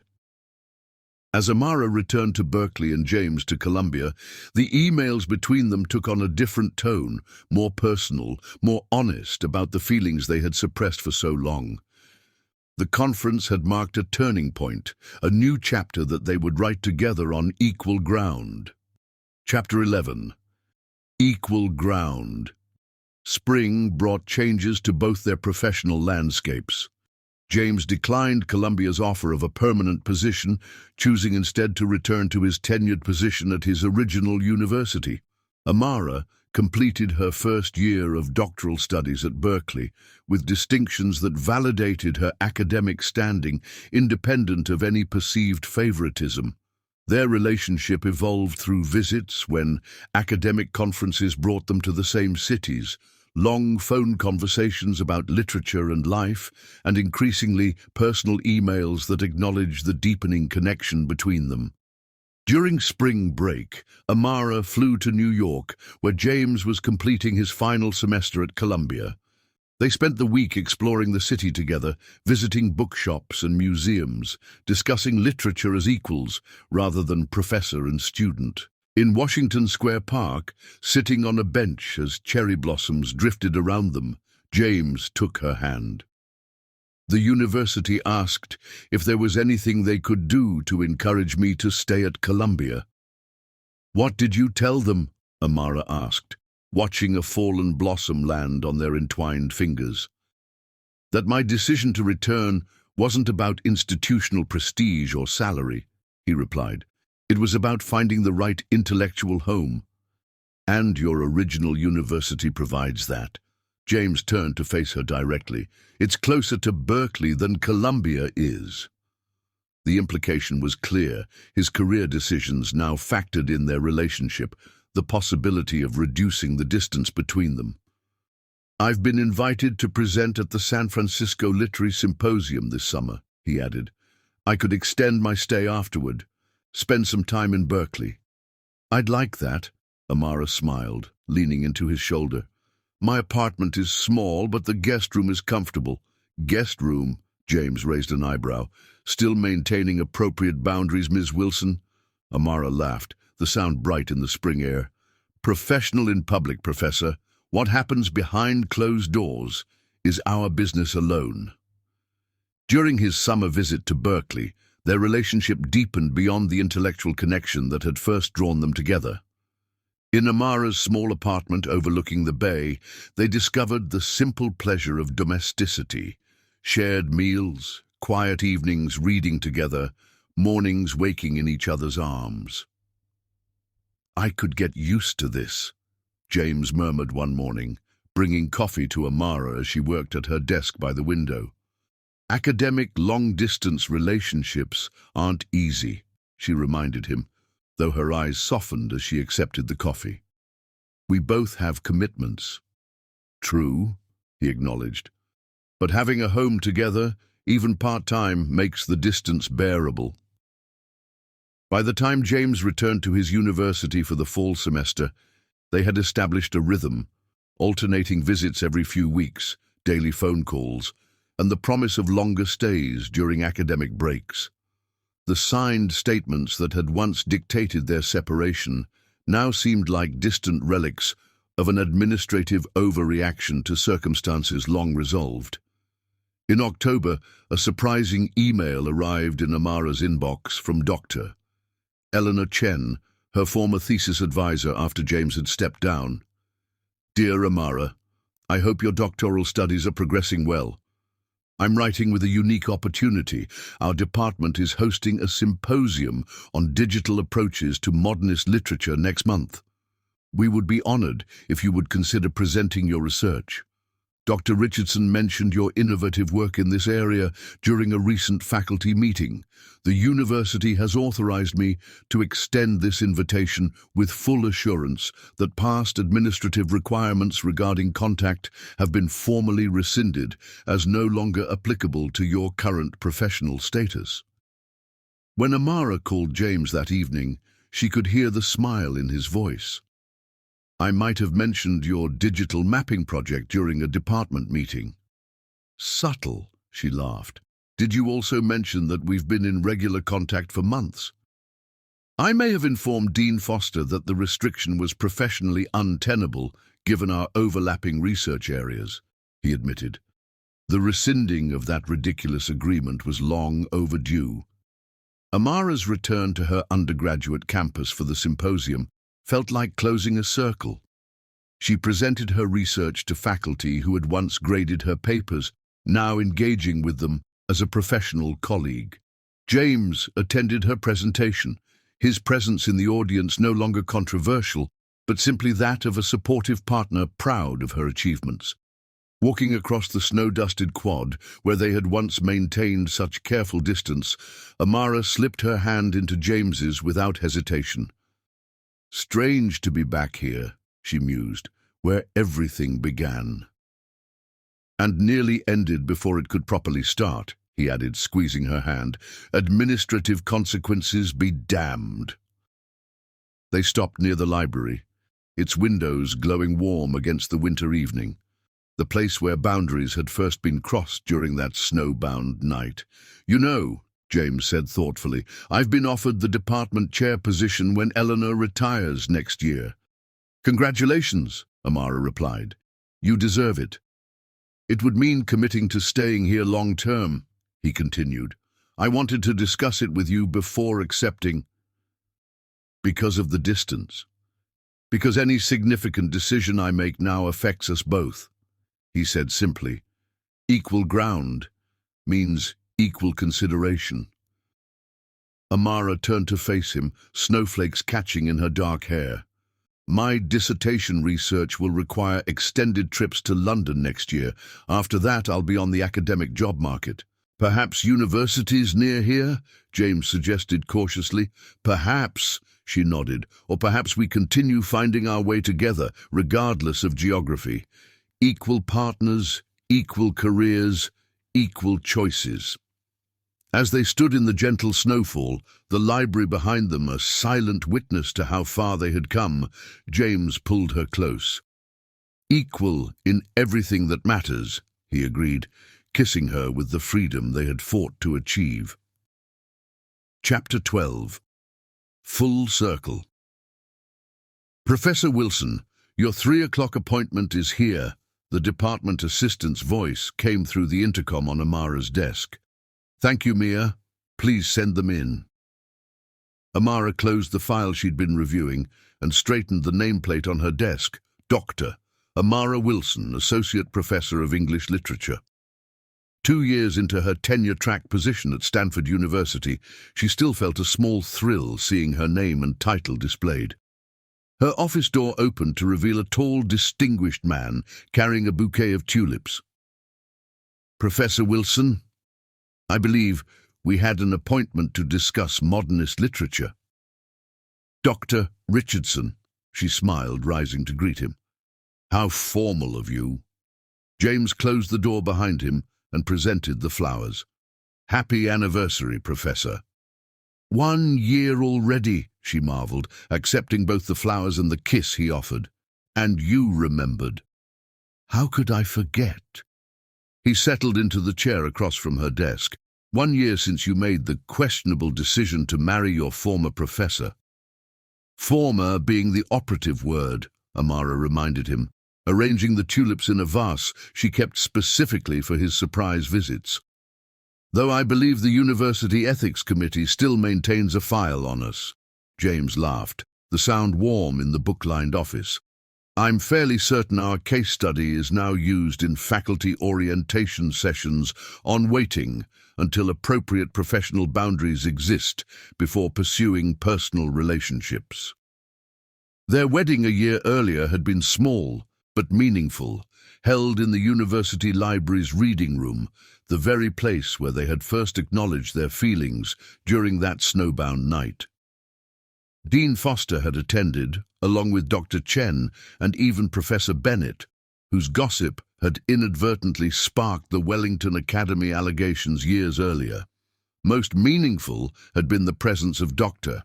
Sophia Martinez, who had confessed during the reception that she had deliberately sought out Amara in that Berkeley coffee shop years ago, suspecting that the administrative separation had been unnecessary and harmful to them both. "Stanford suits you," James observed, glancing around her office with its impressive view of the campus. "Though the commute isn't ideal, their academic compromise had worked better than either could have anticipated." James had accepted the department chair position at his university, while Amara had taken the Stanford position 3 hours away. They maintained apartments near both campuses, spending weekends and breaks together, alternating which one did the Friday commute. "I got the confirmation this morning," Amara said, opening her desk drawer and removing an envelope. "The fellowship committee approved my sabbatical research proposal, full year, starting next fall." James's eyes lit up with understanding. "The visiting scholar position I mentioned has also been approved," she confirmed. "We'll be on the same campus for a full academic year." "A year without commuting," he marveled. "Whatever shall we do with all that extra time?" Amara came around the desk to sit on his lap, something she would never have dreamed of doing years earlier when he was her professor. "I have a few ideas, Professor." Their kiss was interrupted by a knock at the door. Amara quickly returned to her chair as James straightened his tie. "Come in," she called, her professional demeanor instantly restored. A young undergraduate student entered, clutching a draft paper. "Professor Wilson, I was hoping to discuss my analysis of spatial theory in Eliot's later works. You said your office hours ended at 4, but I saw you still had someone here." "Actually," James stood, extending his hand to the student, "I'm Dr. Richardson, visiting from another university. Professor Wilson and I were just discussing collaborative research on that very topic." Amara suppressed a smile at the technical truth of his statement. "I have time to review your paper now, Michael. Dr. Richardson might offer some insights as well, if you don't mind." As they sat together reviewing the student's work, offering complementary perspectives that strengthened his analysis, Amara felt the perfection of the moment, their professional and personal lives finally in harmony, the barriers that had once kept them apart transformed into the foundation of a partnership built on mutual respect and shared passion. Later, as they walked hand in hand across the Stanford campus toward Amara's faculty apartment, James paused beneath a blossoming cherry tree. "Do you ever regret it?" he asked suddenly. "The complications, the administrative consequences, everything we went through." Amara considered the question seriously. "No," she said finally. "Those challenges forced us to establish ourselves independently, to build our relationship on equal ground. Without them, we might have rushed into something neither of us was ready for. Besides," she added with a mischievous smile, "all those barriers made crossing them that much more satisfying in the end." James laughed, pulling her close beneath the cherry blossoms. "Always the analytical mind. That's why I fell in love with you." "Among other reasons, I hope," she teased, reaching up to remove his glasses the way he had done that night in the library. "Among many, many others," he assured her, bending to kiss her with the freedom they had earned through patience, perseverance, and the unwavering belief that what existed between them transcended professional boundaries and administrative edicts. Their journey had come full circle, from professor and student maintaining careful distance to equals sharing both intellectual passion and deeply personal love. The lessons they had learned along the way had been worth every challenge, every separation, every moment they had spent finding their way back to each other.